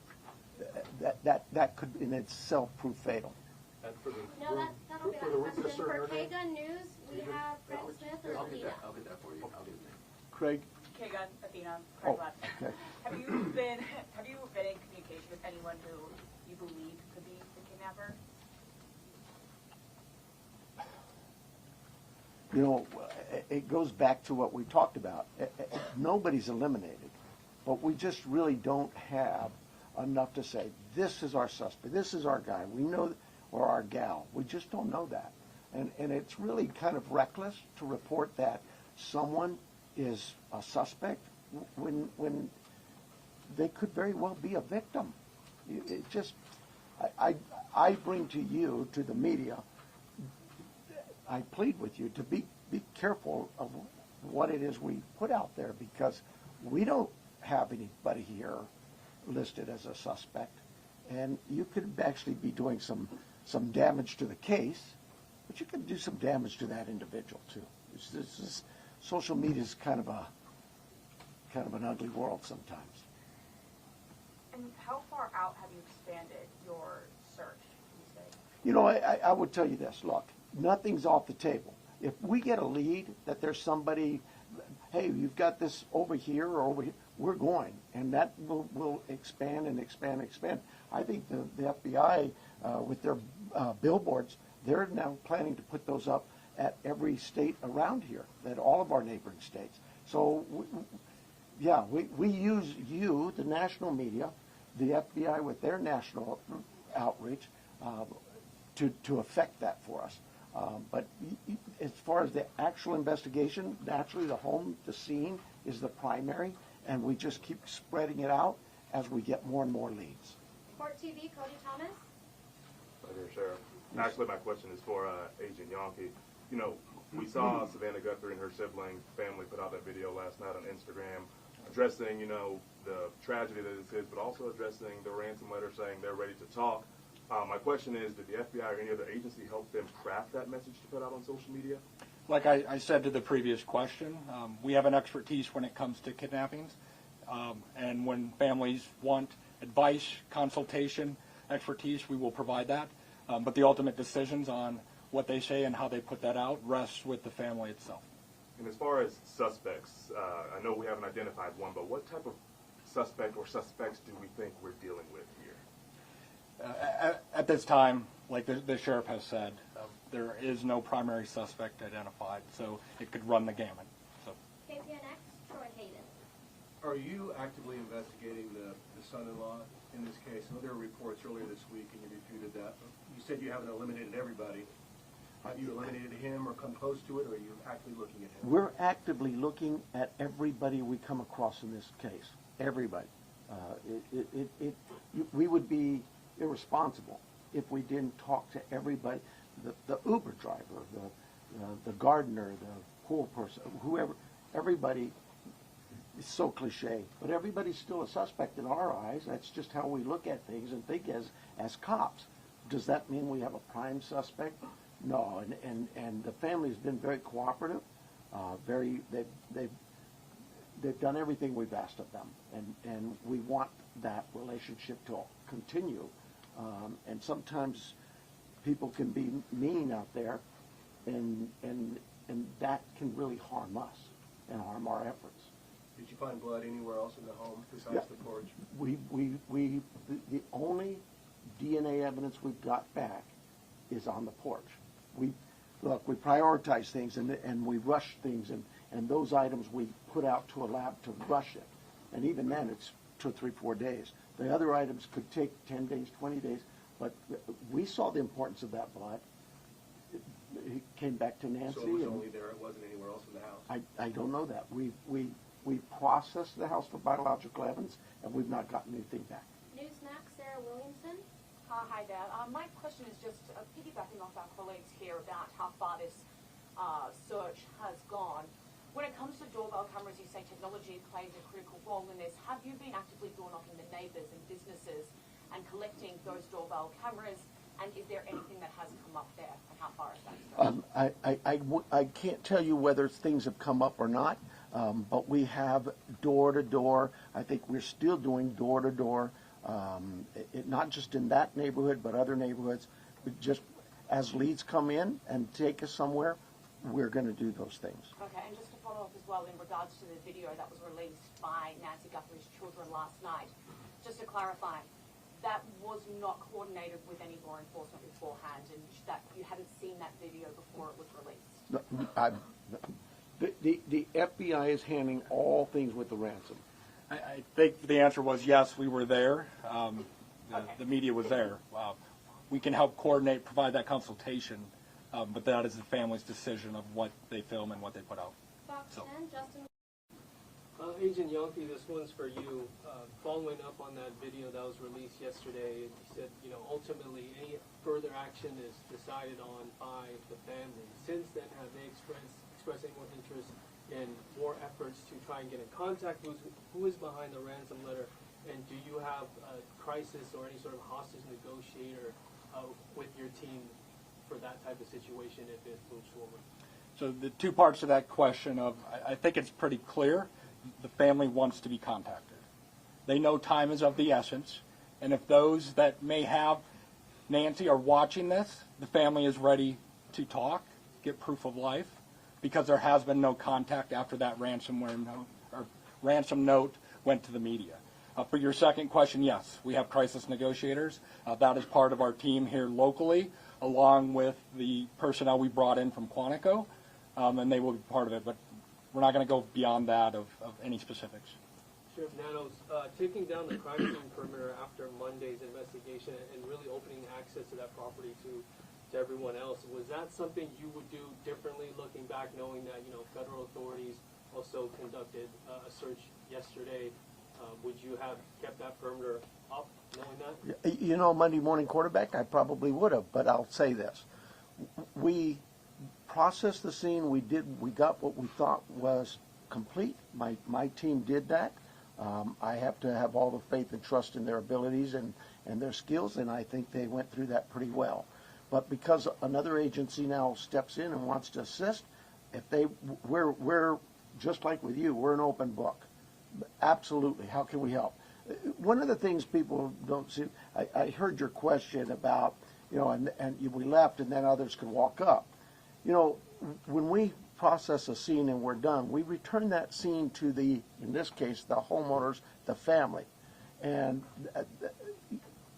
we don't just go march back in there. We call the family again and get permissions to go back to the home. So, yeah, there's, again, Monday morning quarterback, absolutely. I probably could have held off on that. We knew that the FBI, we've worked with them before in a lot of cases, and we felt like they could be of help in this with particularly the forensic analysis we use in a number of things. But at the start of this thing, we weren't sure what we had, and as the day progressed, we realized that there could be more to this, and we started in that remember, it was a search and rescue mission the first few hours, and we transitioned that over to a criminal investigation. With that, brought in our partners from the FBI and others. Have you heard from President Trump on the resources? I was actually going to ask about that. We saw the message yesterday. Are you next? Claudia, yeah. Okay, I'm sorry. Univision. Following up on that, we saw the message from the president yesterday. Have you personally received any communication from him or No, and I wouldn't expect that. He too is a busy man, right? And I would say this: we thank him for him opening up his entire law enforcement team, as was put out yesterday, and we know, I know my local reporters here know. We've always worked well with all of our partners in law enforcement. Maybe it's something unique to Southern Arizona, and the rest of the country doesn't see that, but this isn't new for us. We've done this. Gabby Giffords, I headed up that investigation many years ago, and we worked side by side. Could not have got things done if we weren't with the FBI on that. And just the other question, this being a border state, have you guys had any communication with Mexican authorities? I have not. I work closely with the Mexican consulate, as other consulates, being the sheriff, but no, I've not heard from them. Arizona, Univision, Monterrey. Hi, Sheriff. My question is, do you know, it's a two-part question, do you know what medication Nancy uses? And have you checked the local pharmacies and pharmacies around the state where they bought her state this medication to keep her alive, keep her healthy, while still work for her? So we do know what medications, and we have contacted pharmacies. Probably need to go back to just make sure that they didn't. Maybe we contacted them early on. I know that night, Saturday night, Sunday morning. I know we were doing all the hospital checks, and that check was continuous every hour, going back out. And physically in person, deputies were going to each local area hospital and asking them to check their logs. My second question here is, I know you're looking for her in Pima County. Are you looking for her across the state now? And if so, if there's a particular area that you're focusing on right now? Well, we're looking for her everywhere, right? The FBI just made an arrest on a tip that we got that we thought there could be something here. There's it's statewide. The billboards are going to be out there across the country. We take leads from everywhere, and where those leads take us, we'll get there. MS Now, Alex Talbot. Agent Yankee, do you have any reason to believe that Nancy Guthrie may be being held outside of the country? Is that something that you ruled out at this point? We don't have any of that information. We haven't ruled anything out. Like the sheriff said, we will follow the facts wherever they take us, whether it is outside of the state of Arizona or over the border. We will follow the facts and go there. But we have no indication anything over the Mexican border. And you mentioned on the ransom note there were details about the Apple Watch and the floodlight. Yep. The ransom notes that were sent out to TMZ, KGUN, and KOLD, are they all the same ransom note? Do they contain the same details in each of those individual ransom notes? The ones that I am tracking and aware of were the same. That went to TMZ also. News Nation, Brian Enton. Agent Yankee, sorry. Yes. When did the first ransom note arrive? And the reason I asked was because the Apple Watch has been in the news and on social media, and you could see like floodlights on video. So was it before those things were out in the world? I don't have the specific time frame as I sit here today of what time it came in, but that you are right. Anyone could see a floodlight hanging down, could have seen some of those things. The watch has been talked about, so that timing is tricky, but that's why we're taking it serious no matter what and following the leads on that. But I don't have the time frame that the first note came in as I sit here today. Thank you. And my follow-up is for the sheriff. In the house, were there any signs that someone tried to clean up or maybe destroy evidence? I can't talk about the crime scene, so I'll give you another shot, another question. My other question is, I heard the agent say that it was a joint investigation now. At the other press conference, the FBI said they were assisting. Is it joint now? I mean, are both agencies in charge now? Look, there's no ego here. We in this part of the country, we'll take anybody's help. It's not about, it's not about who's in charge. From day one, when we contacted the FBI, they were that gracious to say, whatever you need.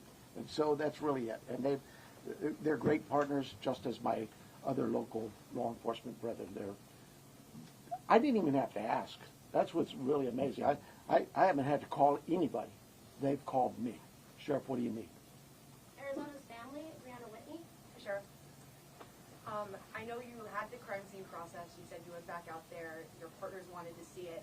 But you guys were actively taking out evidence yesterday.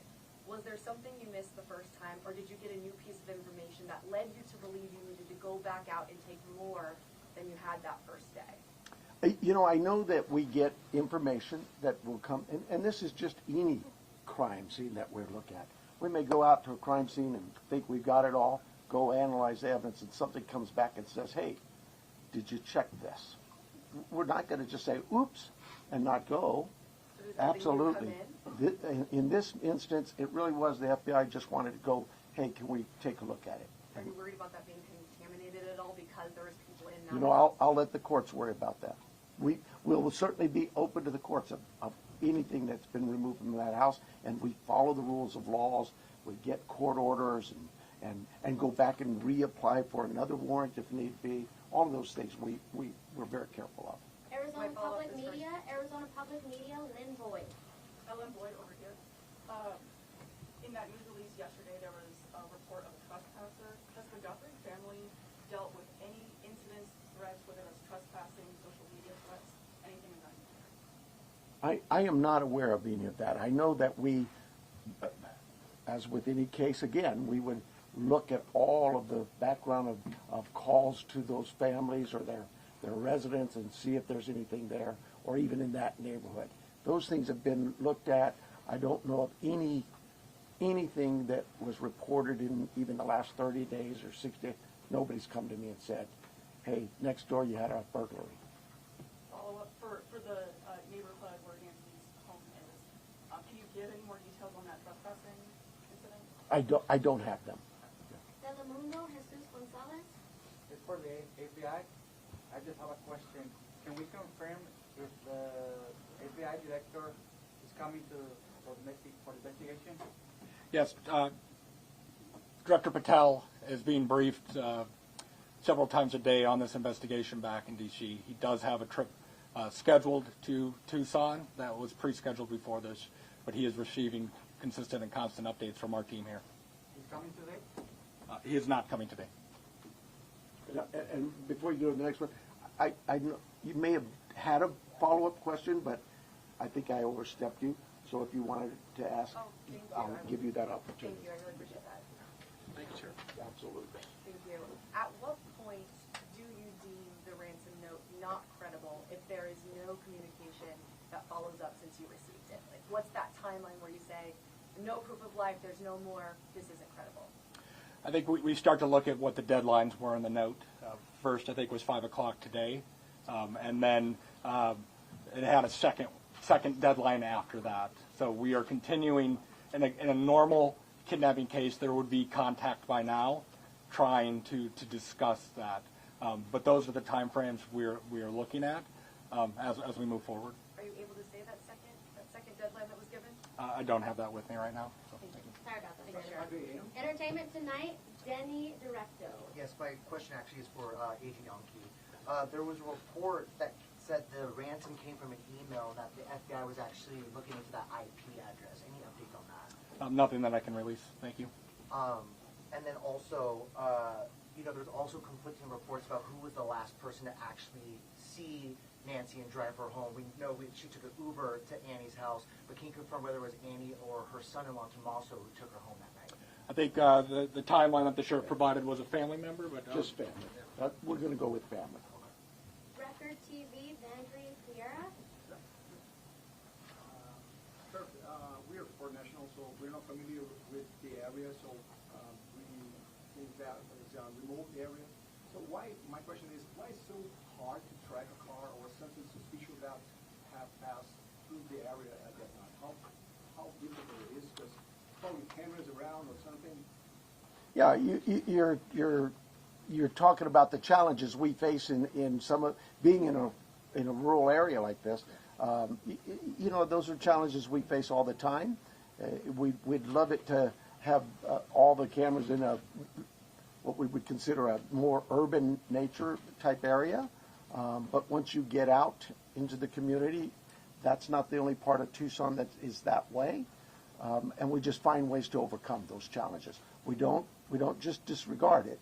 We still look at ways to find, for example, ring cameras that might catch just a piece of something. Goes by, it doesn't catch the whole car. Those kinds of things. We don't give up. We still go out. But none, at least a car that came out I at night. can't. Ways, I mean, like miles from the house. We have cameras all over, and those things are being reviewed. Arizona Republic, Richard Robles. I'm a different person. Let's pretend. Did he get two? It's the second one. Was that you? Oh, sorry. No. All right. Thank you guys for keeping us honest. No, you already asked your question, so we're going to go to the New York Times with Reese. And I apologize for getting your name wrong here, Reese. Tebow? No, you're close. Tebow. Hi, Sharon. Hi. The 212, the camera that detected movement at 212, was that a different camera than the one that was disconnected at 147, and where was it pointed? We don't know that. We don't know which camera that was. When we did the software, it just told us that a person was detected. But I'm unaware of which camera that was. So there were multiple cameras, and you're not sure. Sure. There were multiple cameras at the home. Okay. And is there a possibility that this is not a ransom situation? And if so, what else could it be? Your guess is as good as mine. I would say absolutely there's a possibility that this is nothing to do with the kidnapping. But we cover all angles. We're not going to dismiss something until we actually know for a fact that it's one way or the other. People Magazine, we have Danielle Bucker. So I wanted a little more clarity to follow up on his.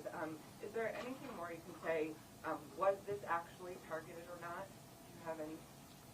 That's why we have the FBI to look at those areas where there may have been a target. Maybe it is a kidnapping. But no, we don't have anything to rule that out or to say it is. And as far as the ransom notes, there was a part in there about Bitcoin. Are you looking into that now, investigating? Yes, that's part of the investigation. Can you go and elaborate any further if you found anything or if there's any ties or any suspects tied to that Bitcoin? There is not at this time. Associated Press, Joe Golden Bear. Hi, Sharon. Just to follow up to a You're prior- Joe? I'm sorry? You're Joe? Golden Bear. Oh, I thought you said Joe. Okay. Just to follow up to a prior question, you had said early in the investigation that authorities don't believe Nancy Guthrie was targeted. Why don't authorities think that Nancy Guthrie was targeted? Who said that? Who said they didn't You had think said she? that early in the investigation. Boy, if I said I absolutely misspoke. I've never thought she was or wasn't targeted.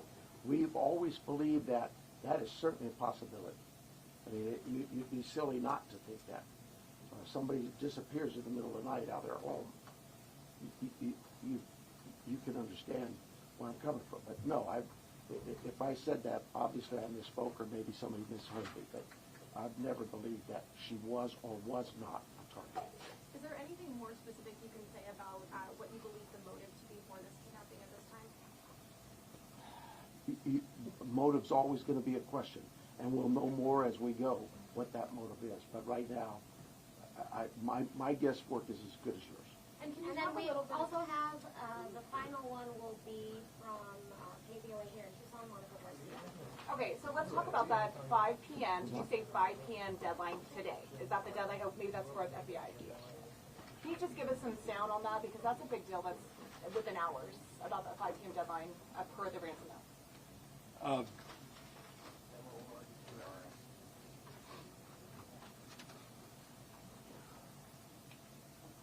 And then what's supposed to happen after that? So the ransom note that was distributed to the media did make a demand for 5 p.m. today, and if a transfer wasn't made, then I think a second demand was for next Monday. We're not going to go beyond that, but that was the ransom note the media received. Did it indicate what would happen if they didn't meet that ransom? Did they? We're not going to go into those specifics. Thank you. 5 p.m. Eastern. I'm sorry. I know it's not Arizona. It's 5 p.m.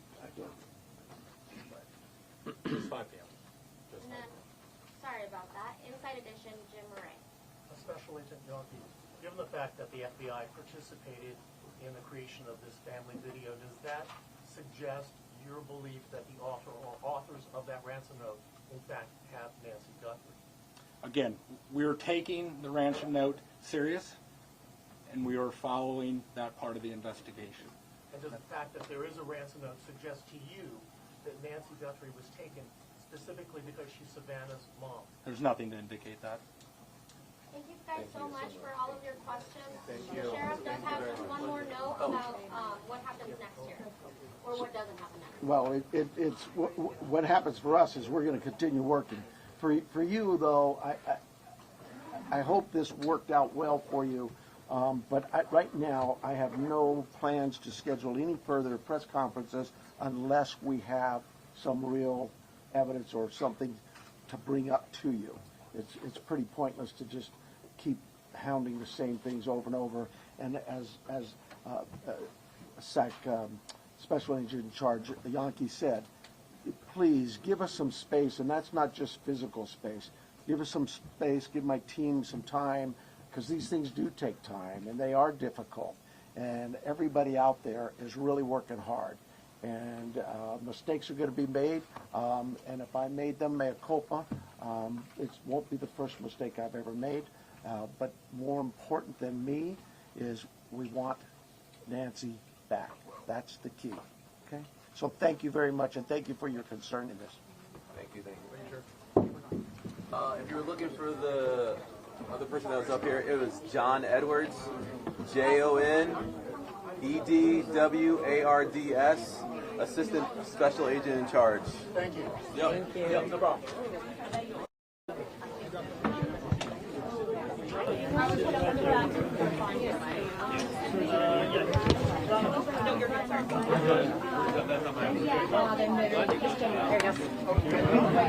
Lisa, you can put that back in your jacket. Back in your pants. I'm going to break it in. You okay, dude? Okay. Can I get you to pick up your foot for 2 seconds? Yeah.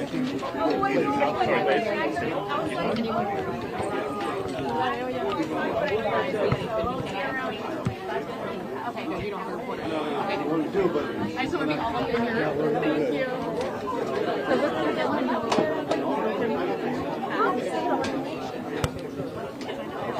I do have it, yes.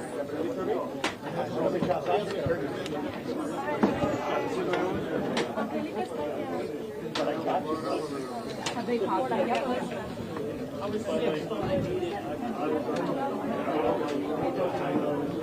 thank you so much. Like what? East Coast, baby. You know it. Oh, no problem. Listen, I swear to God, I've been doing this for 40 years. I'm all about, fuck that. Because if you're doing something, sorry, but I'm going to move this. And then do you have your AirPods? You know what? Knock me out. I'm ready. Do you have room? Here, let me get out of the way really quick. Where should we go live? Just right here when they're done. What time are you guys talking about? Any second now. Okay, perfect. We're going to go live any second. Okay, great. How much extra? Other way. It doesn't matter. If it's the right one, if the right one's better, I'll do the right one.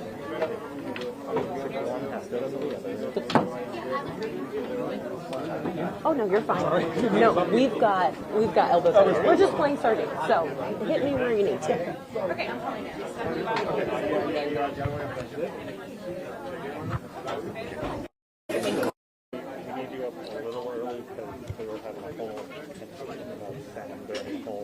Okay. My local recording is so I don't know. Well, it's private. No, we're good. have a light? Huh? Do you have a light that you would be able to use? Got it. Thank you.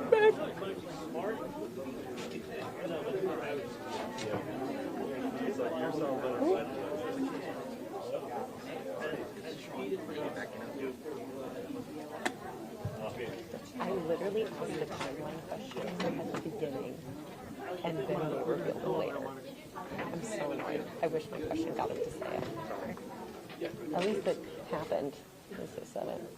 Well, I think, Craig, one of the things that really stood out to me when you're talking about the fact that there's a potential deadline here, if this is in fact a legitimate ransom note, is that when they're trying to find out who, like the people that did this, the sheriff said today it is technology that is going to help solve this case. And the number one key piece of evidence that they were looking for, the surveillance video from the home, he confirmed today does not exist. He said that Nancy Guthrie did not have a subscription. Hey, Troy, what's up?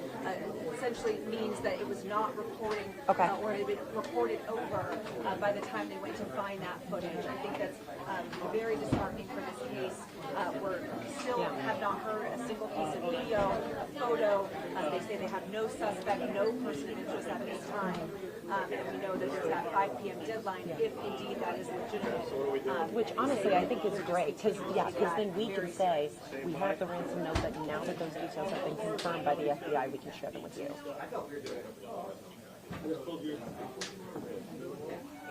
Yes, exactly. Yeah. Right. Okay. Yeah. Yeah. Yeah. Yeah.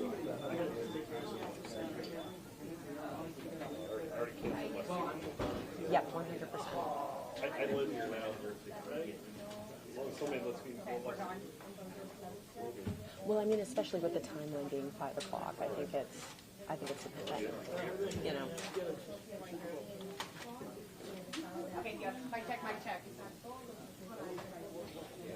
Thank you. Who?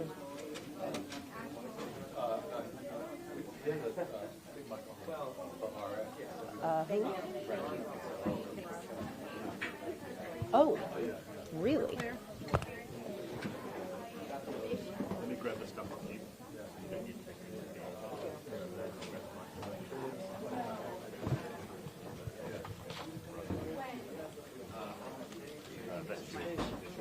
Okay. Okay. Put the video camera in there anyway. Yeah.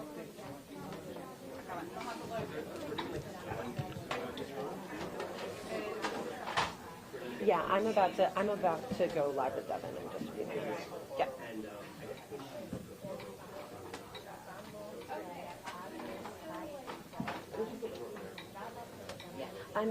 Well, honestly, what I think is in studio, because one, I don't want to add any legitimacy to the son-in-law stuff until we get that from the sheriff's department anyway, and I feel like it would give more of the, we have it in our newsroom, I feel like that's kind of a big sell.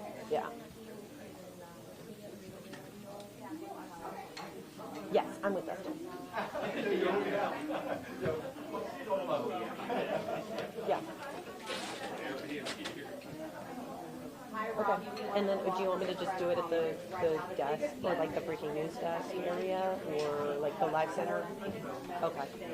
Okay. Perfect. Okay. Sounds good. Thank you. Bye. Thank you. Bye. Okay. We're in the midday newscast until 12:30. Let's do 12:30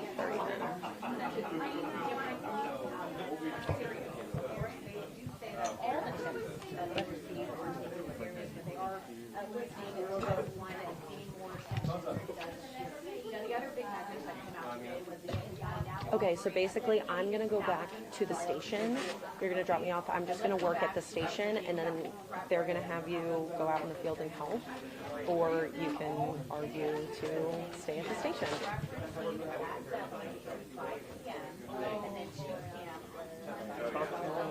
So I can make sure this thing sounds right. What? Talk to me so I actually know this thing sounds right. Hello, checking.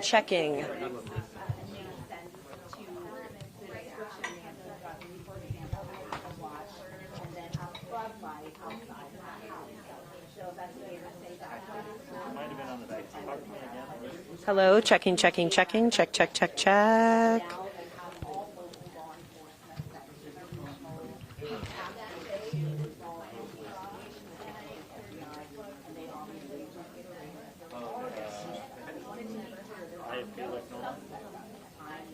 Wow.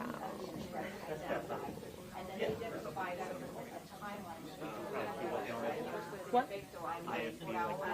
Yeah. Oh, no. You're going to call Devin, but it's going to be at 12:30. And her number, are you ready? You'll just call her and then mute the microphone.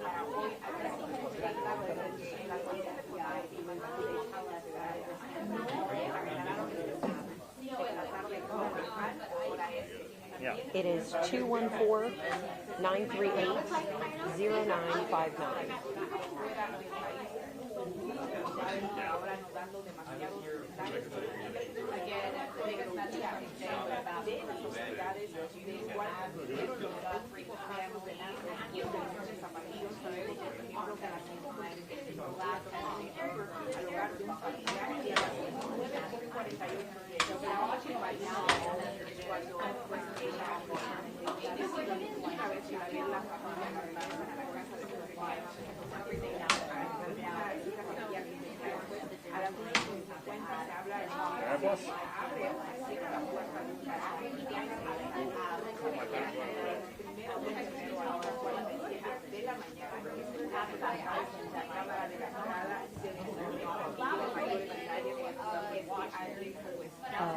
When I was asking a question, did it sound like anyone?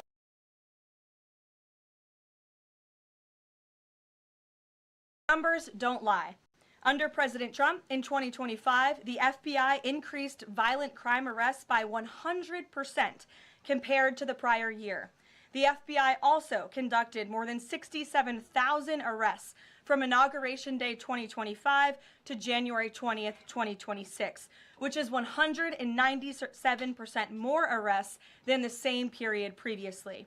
The FBI also disrupted 1,800 gangs and criminal enterprises, a 210% increase from the year prior. The FBI has arrested 1,700 child predators and more than 300 human traffickers across the country. Since President Trump took office, 6 of the FBI's top 10 most wanted fugitives have been captured. Right here in our nation's capital, where you all live, so you know it well, whether you choose to report it or not, the president's efforts to make D.C. safe and beautiful have worked. As of last week, D.C. homicides were down 62%, motor vehicle theft down 53%, and 2025 had the fewest violent gun crimes of any year of available data in our nation's capital. For more proof that these tough-on-crime efforts are working, look at the president's Make Memphis Safe Again campaign. As of last week, there have been nearly 5,600 arrests made, and aggravated assaults are down 53%. Sexual assaults are down 53%, and robberies are down 70%. Again, that's just in the city of Memphis. 5,600 arrests have taken place because of this president and his Homeland Security Task Force that has surged into Memphis at the request of both the governor and the mayor in that city. A Democrat mayor, I will add. These are the results that can happen when Democrats and Republicans, when the federal government and state and local officials work together. And that's what President Trump wants to see to improve public safety across our country. When you have a leader like President Trump who empowers good cops to be cops and to arrest bad criminals, American communities will become safer. Many of the media outlets in this room have expressed shock and confusion at these remarkable statistics. The New York Times declared that, quote, "No one knows for sure what's behind the staggering drop in the murder rate. The reason is very clear. It is President Trump's leadership and his unwavering commitment to law and order. The drop in crime is more proof that all that is required to improve public safety on our streets is a leader with the will to do what is necessary to protect law-abiding American citizens. The terror and chaos that was unleashed under Democrat rule is a choice. It's a choice to put violent criminals ahead of innocent Americans, a choice to force us all to live in fear because of soft-on-crime liberal politicians, prosecutors, and judges who lack the basic willingness to do their jobs and put dangerous people behind bars. On November 5th, 2024, the American people made a resounding choice that they've had enough of that, and that's precisely why they re-elected President Trump. So even as Democrats and the liberal media are engaged in hysteria about this administration arresting and deporting violent, criminal, illegal aliens, the undeniable truth is that deporting these individuals is one of the primary reasons why America's streets are safer today than they were 1 year ago when President Trump assumed office. Former President Biden and the Democrats left our borders wide open, and President Trump and the brave men and women of ICE are removing these dangerous criminals. So here are just a few recent examples. Number one, a Venezuelan national and active Tren de Aragua gang member with a rap sheet including homicide, assault, child cruelty, domestic violence, and property damage. This is an individual I can assure you not a single one of you in this room would want in your neighborhood, whether you admit it or not. He entered the U.S. in 2022, and he was released into our country by the Biden administration. He is no longer here, thanks to President Trump.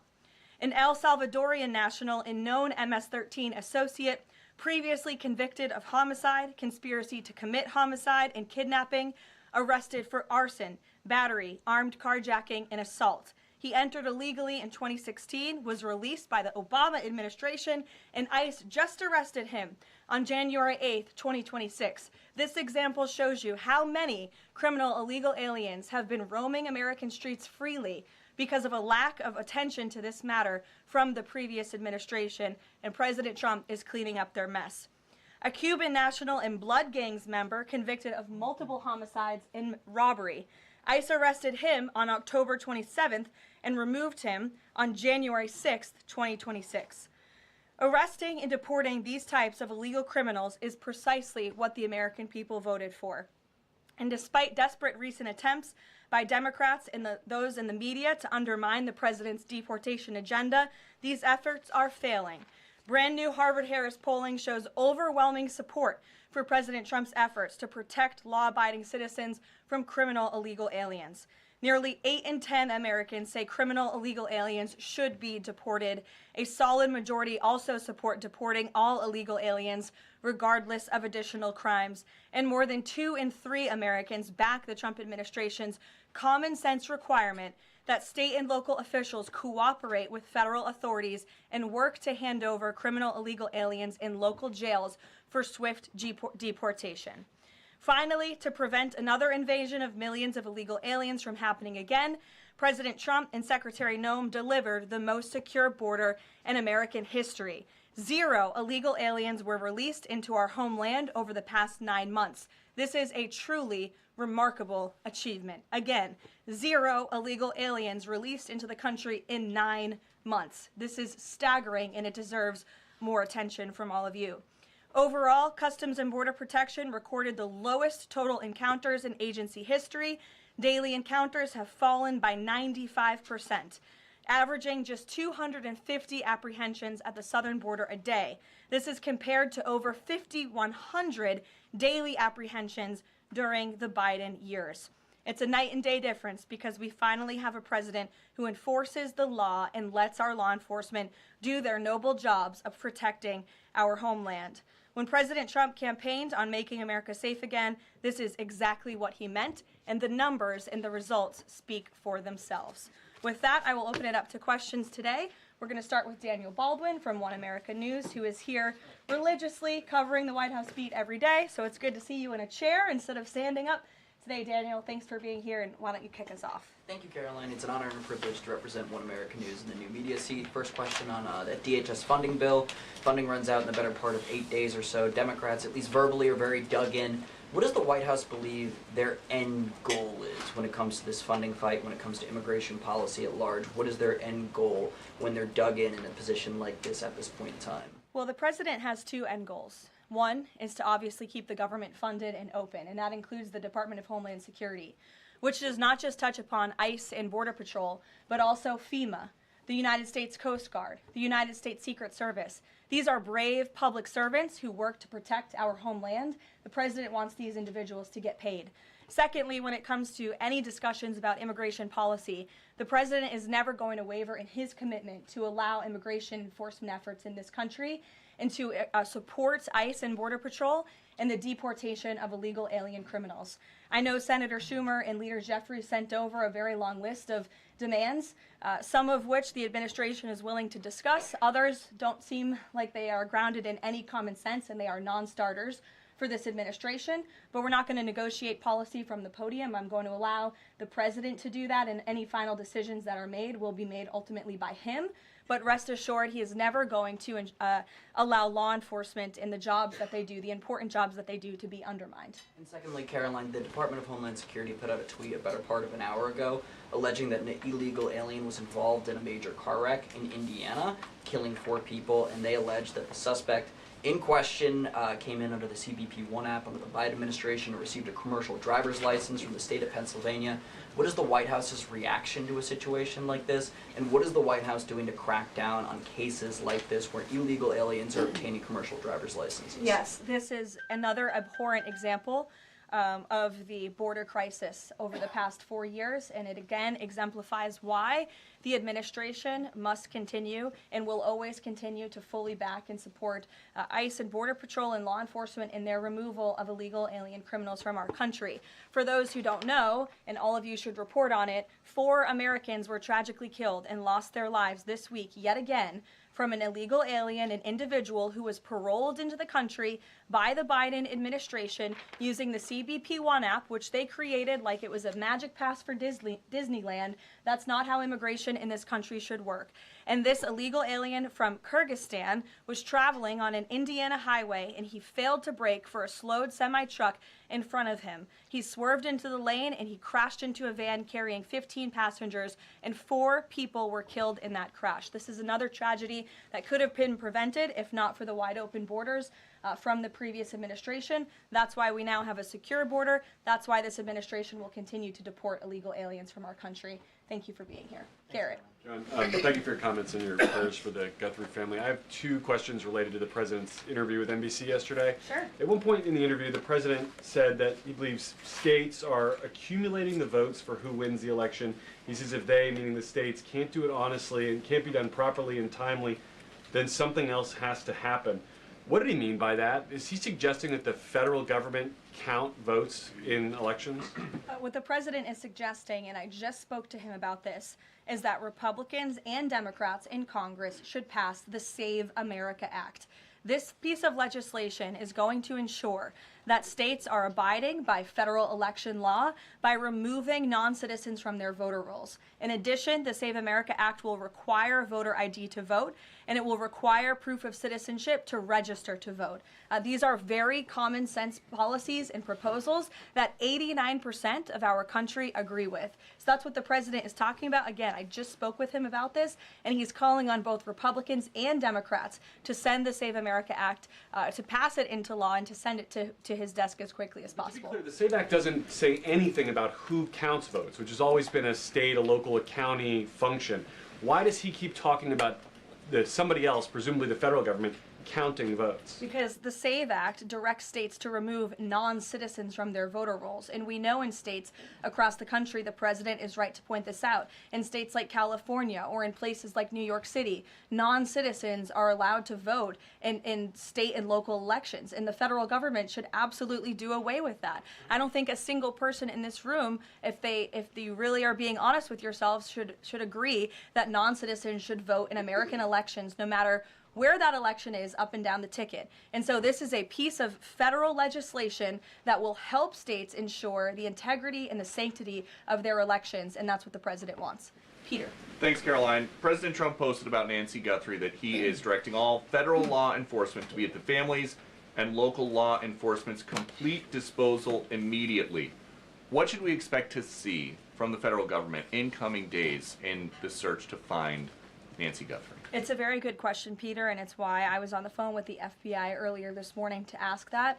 And what they told me is that the FBI, again, is at the disposal of the state and local government. Whatever personnel or assets or resources that the state and local authorities and police need will be granted to them at the direction of the president, the FBI director, and the attorney general. A different law enforcement issue. The FBI just found 1,000 samples inside an illegal biolab in Las Vegas.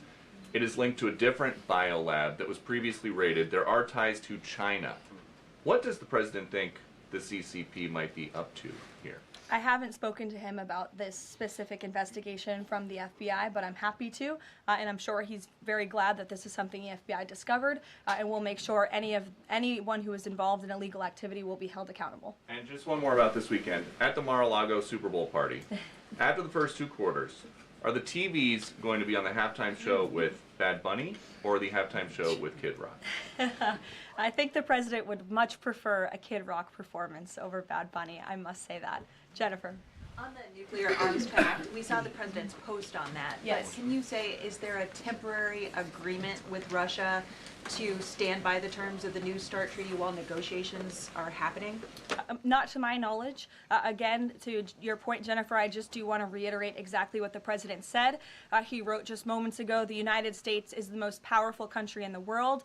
I completely rebuilt its military in my first term, including new and many refurbished nuclear weapons. I also added Space Force and now continue to rebuild our military at levels never seen before. We are even adding battleships, which are 100 times more powerful than the ones that roamed the seas during World War II.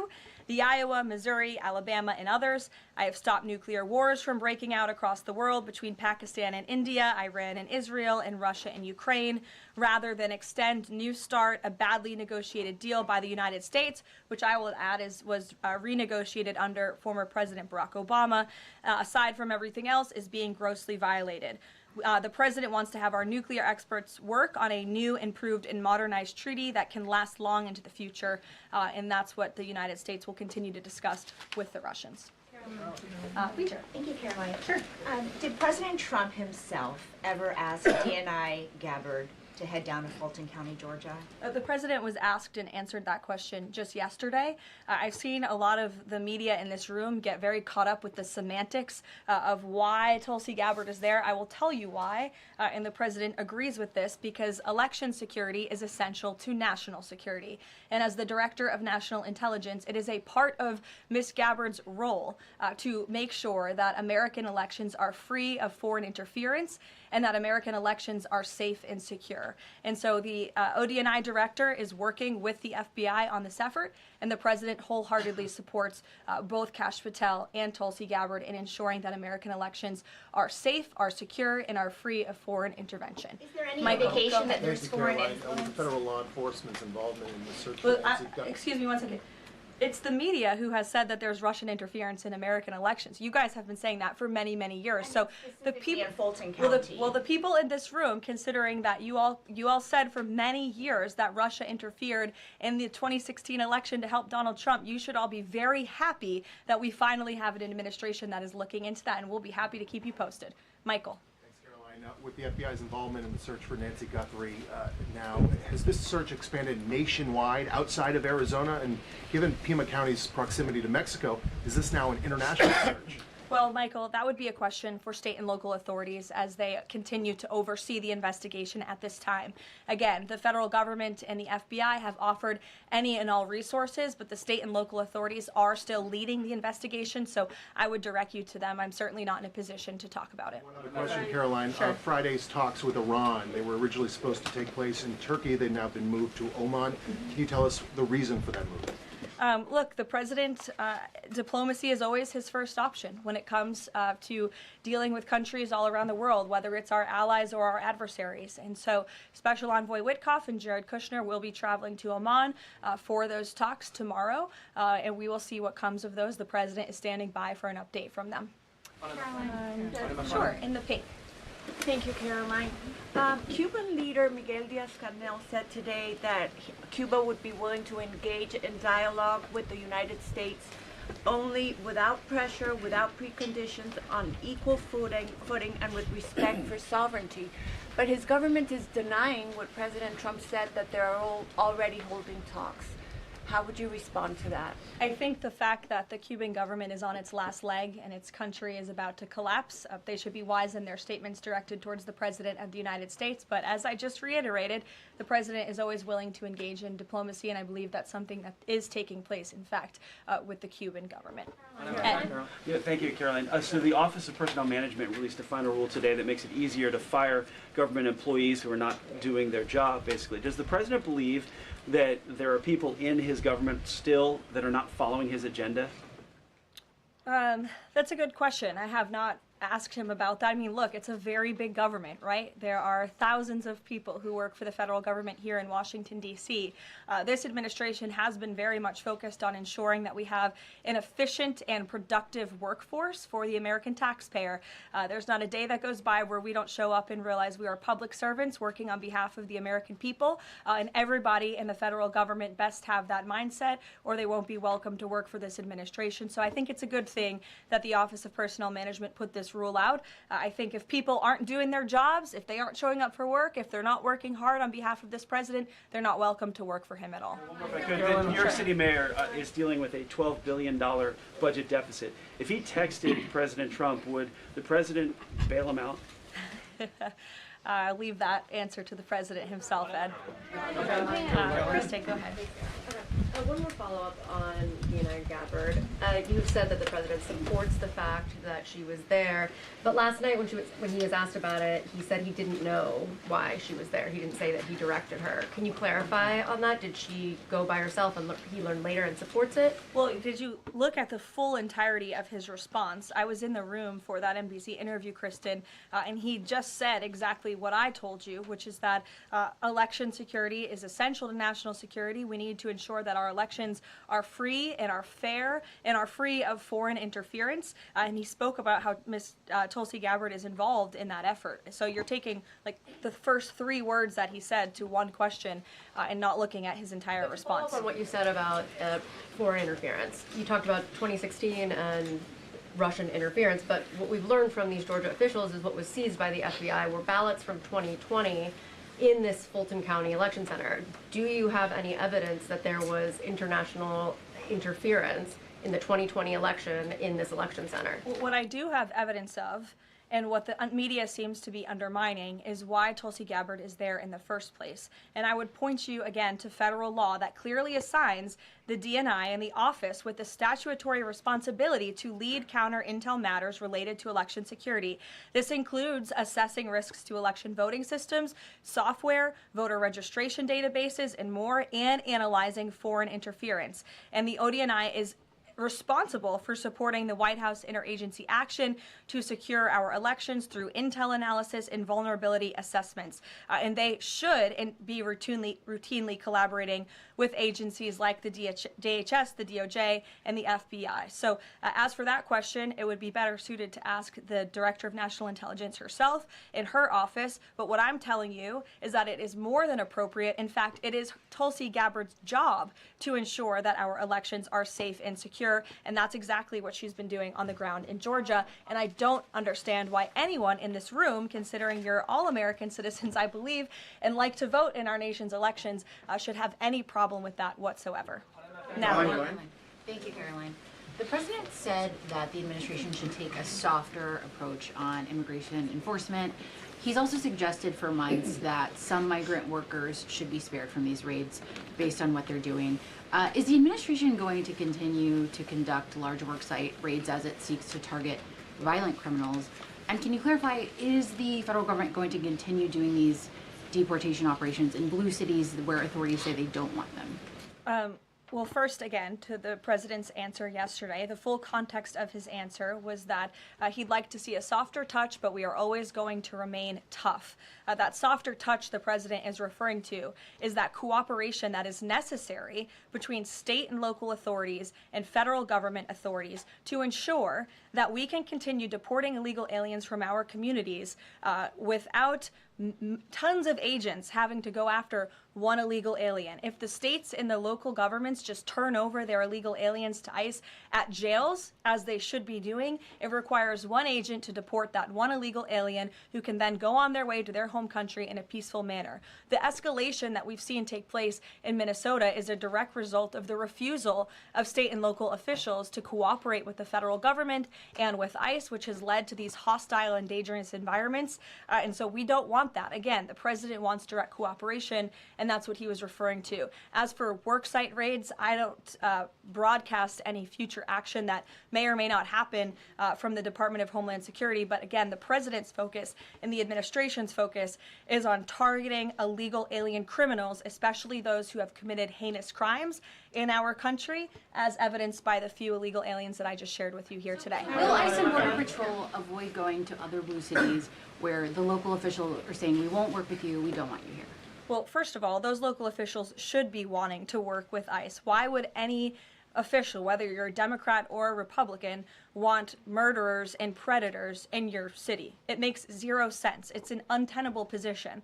The only reason Democrats are taking that position now is because their entire party platform is just anti-Trump. It makes no sense for the American people. They should be calling this White House, they should be calling Secretary Noem, they should be calling Tom Homan, and they should be saying, we want to work with you to remove the worst of the worst criminals from our city. Please come here. So yes, ICE is going to continue to do their job in cities and communities across the country, but it certainly makes it much easier when we have that level of cooperation and corroboration at the state and local level. In places like Florida, where there has been the arrest of thousands, tens of thousands of illegal alien criminals.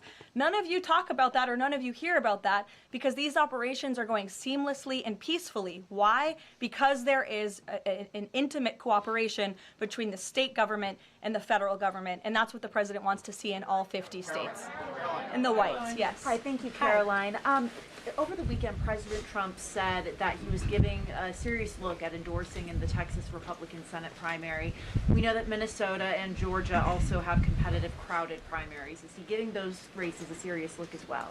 Well, I'm not allowed to speak from the podium on any future political endorsements the president may or may not make, but I know that he is watching all of these races across the country quite carefully. I won't get ahead of him on any potential endorsements.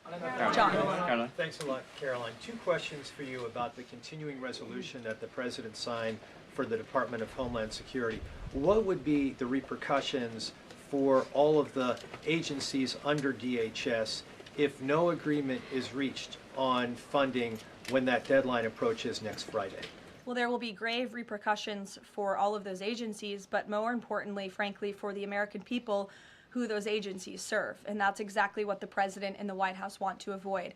Again, we want to keep the government funded. We want the Department of Homeland Security, of course, to be up and operationalized and continuing as necessary to protect our homeland, to secure our border, to ensure the brave men and women of the United States Coast Guard are getting paid, the brave men and women of the United States Secret Service who protect the president, the vice president, and frankly, all of you in this building every day continue to receive the paychecks that they so well deserve. And so that's why the White House will engage in these talks with Democrats. But again, the president is never going to cave on this administration's core promise to deport illegal aliens from our country. You said, Caroline, in your statement that there are certain proposals that Democrats are putting up that are non-starters.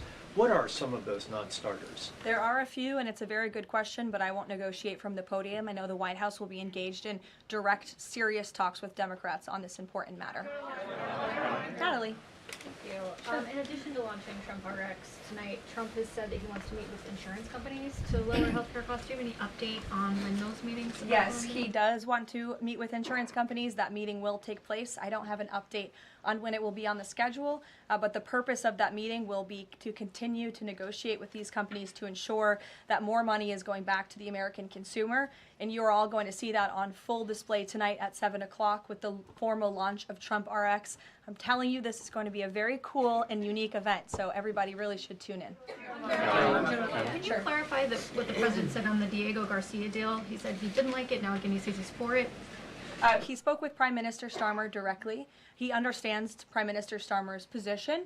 and he supports it. But as the president reiterated in that statement, of course, the United States reserves the right to protect our assets. We still have a military base, of course, on the island of Diego Garcia. And so the president reiterated to the prime minister and to all of you that the United States will never waver, if necessary, in protecting our assets anywhere in the world, but including on Diego Garcia. And he supports the prime minister's decision. Elizabeth. Just on that one, Caroline, can I ask you? Said that he's now seeking. John, I'll go to you after. Thank you.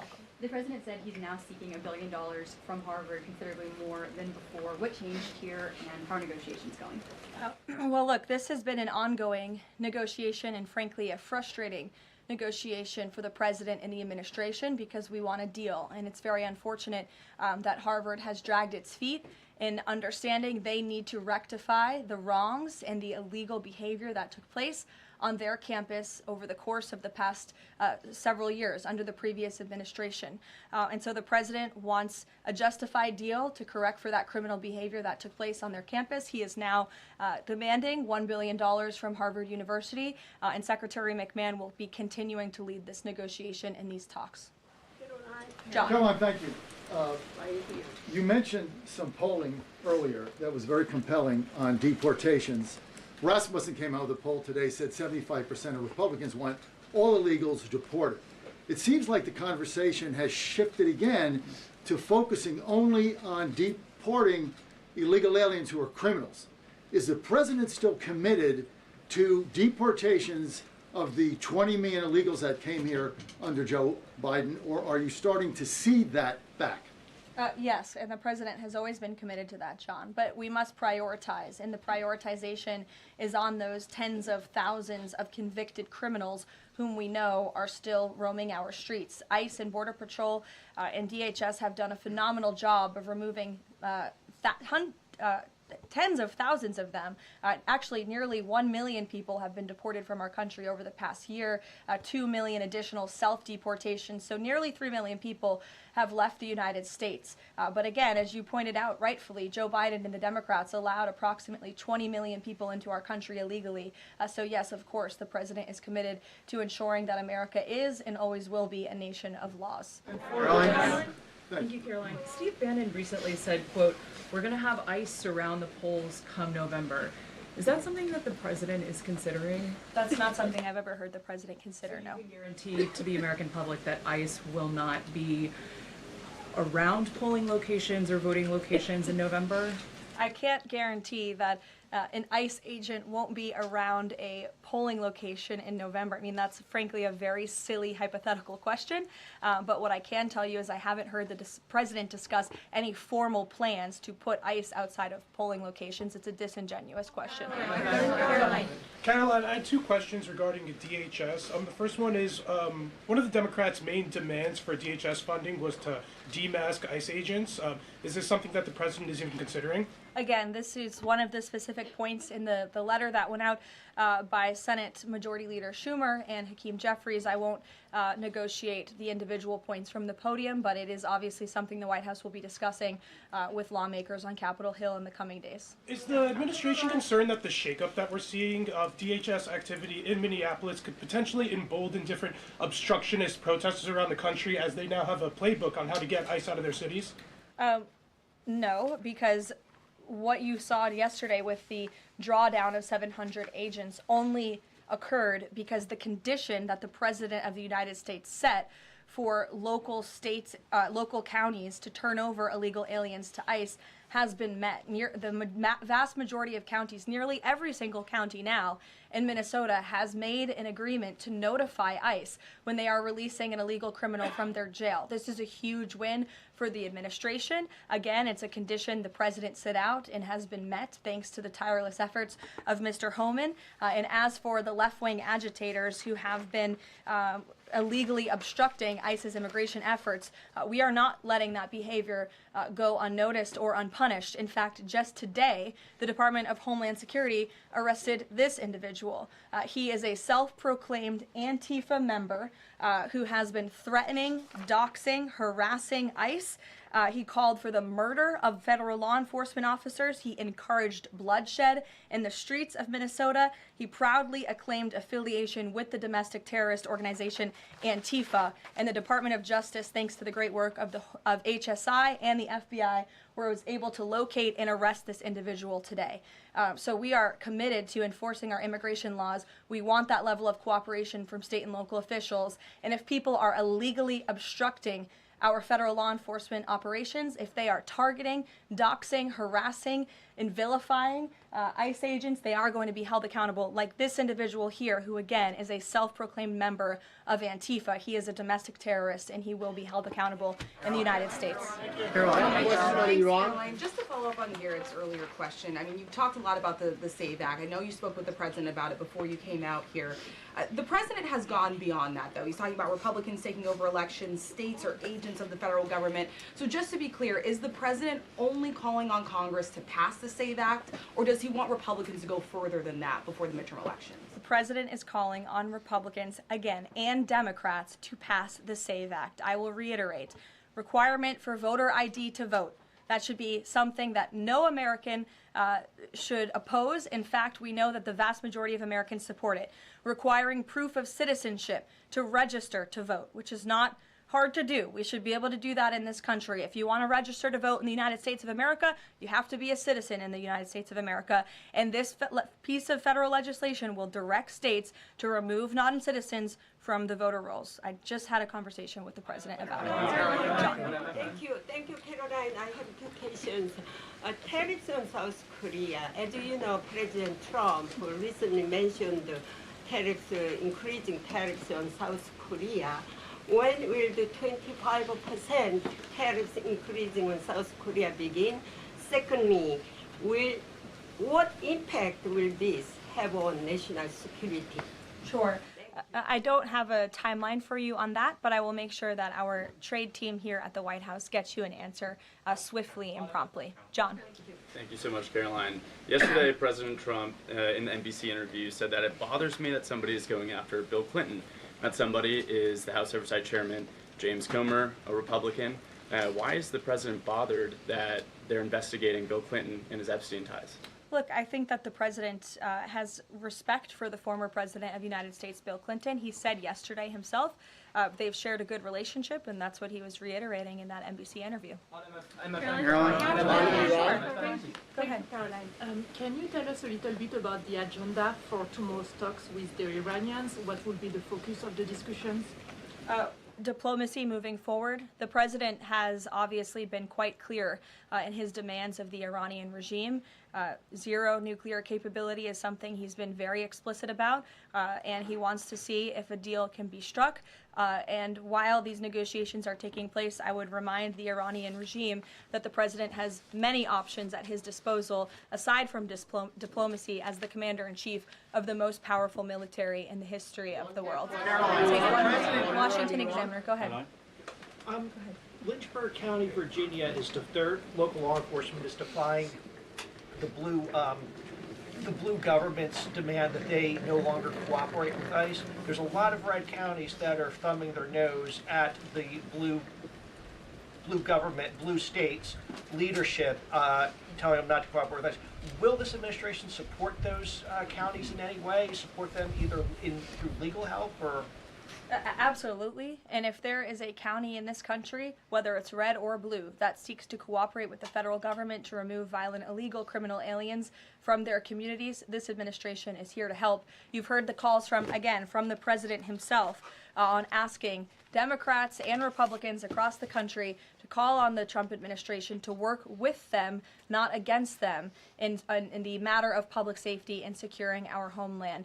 Thank you all very much. You'll hear directly from the president tonight at 7 o'clock, and I hope everybody has a good weekend. Happy Super Bowl weekend. The president has wisely chosen not to make a prediction in Sunday night's game, but as a native girl from New Hampshire, go Patriots. Thank you, guys.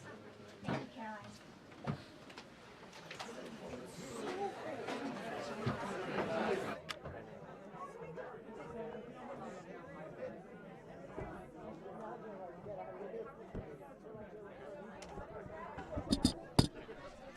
Yeah, I got you.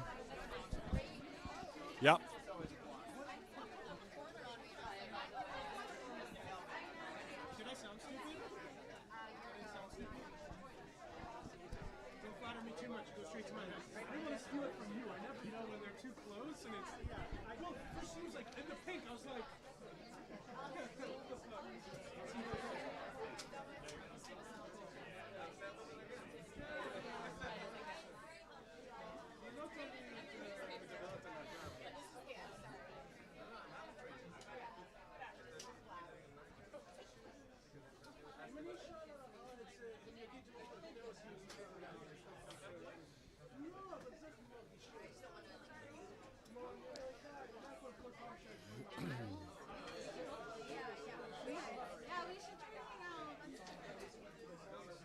Yeah, Hallie, this really goes back to Monday when the president first made these comments on a podcast interview suggesting he wanted to see elections be nationalized, have a greater role for the federal government in a process that is outlined in the Constitution to be state and local controlled.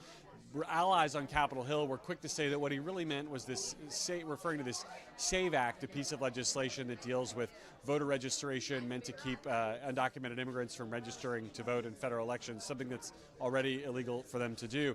Then when the president was asked about it subsequently in the Oval Office and again by Tom in our interview yesterday, he went back to his original talking point, suggesting that the federal government needs to take a bigger role in these elections if they can't, in his view, be conducted fairly, and seemed to suggest that it should be the feds counting votes.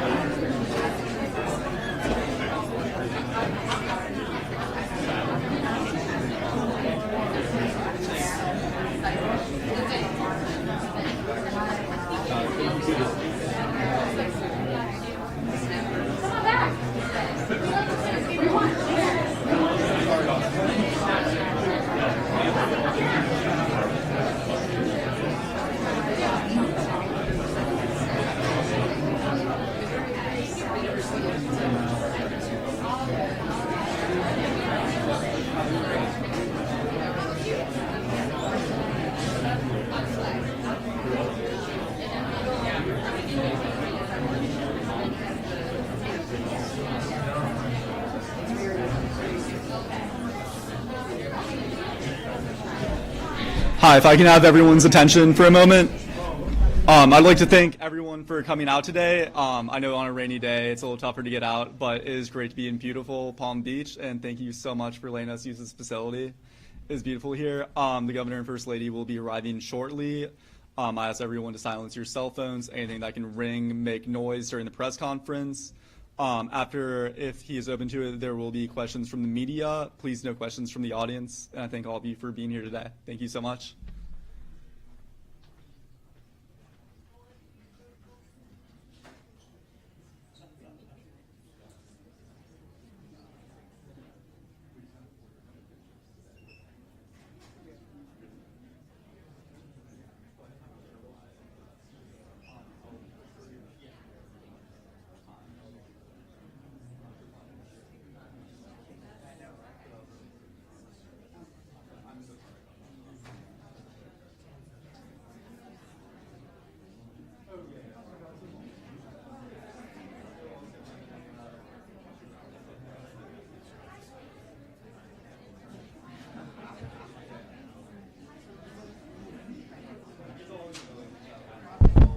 Testing, testing. Good morning, everybody. If I could just get everybody's attention, I'm going to do a quick sound check for the media, but also want to make a couple of announcements. If you wouldn't mind, please silence your cell phones so we could avoid any disturbances during the press conference. And then towards the end, if the governor does take questions, that part is for the media only. So no standing up and shouting out any questions or raising hands. Can I get a thumbs up from the media if you can hear me? Testing, testing. Test, test. You good, Christian? Perfect. We will get started in just a few minutes. Thank you.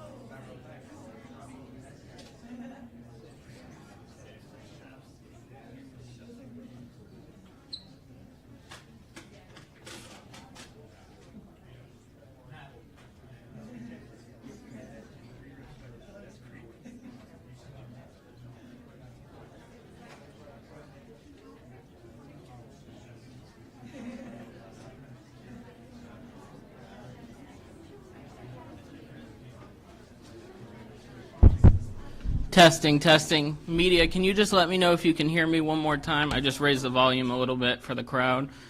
Testing, testing. Test, test.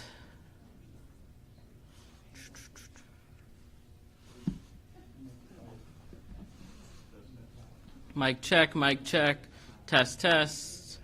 We're all good back there. Testing. Okay, perfect. Thank you.